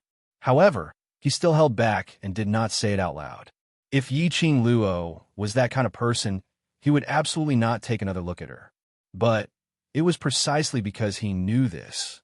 He wanted to see even more. After Yi Qing Luo lost everything, what would they become? At that time, would his obsession still be as deep as it was now? Zhu Wuxin, just give up. Even if you want to break my wings, even if you want to separate me and Xian, this lifetime, the next lifetime, the next lifetime, no matter how long it takes. Yi Qing Luo, will never choose you. Yi Qing Luo's voice was cold and ruthless. The sonorous voice was like a huge hammer that landed heavily on Zhu Wuxin's heart. Zhu Wu Xian's body shook violently. He flicked his sleeves. A cool breeze swept past. Several sharp sounds of wind could be heard in the air. The red figure had already disappeared before his eyes. In her resolute words, Zhu Wuxin fled in panic.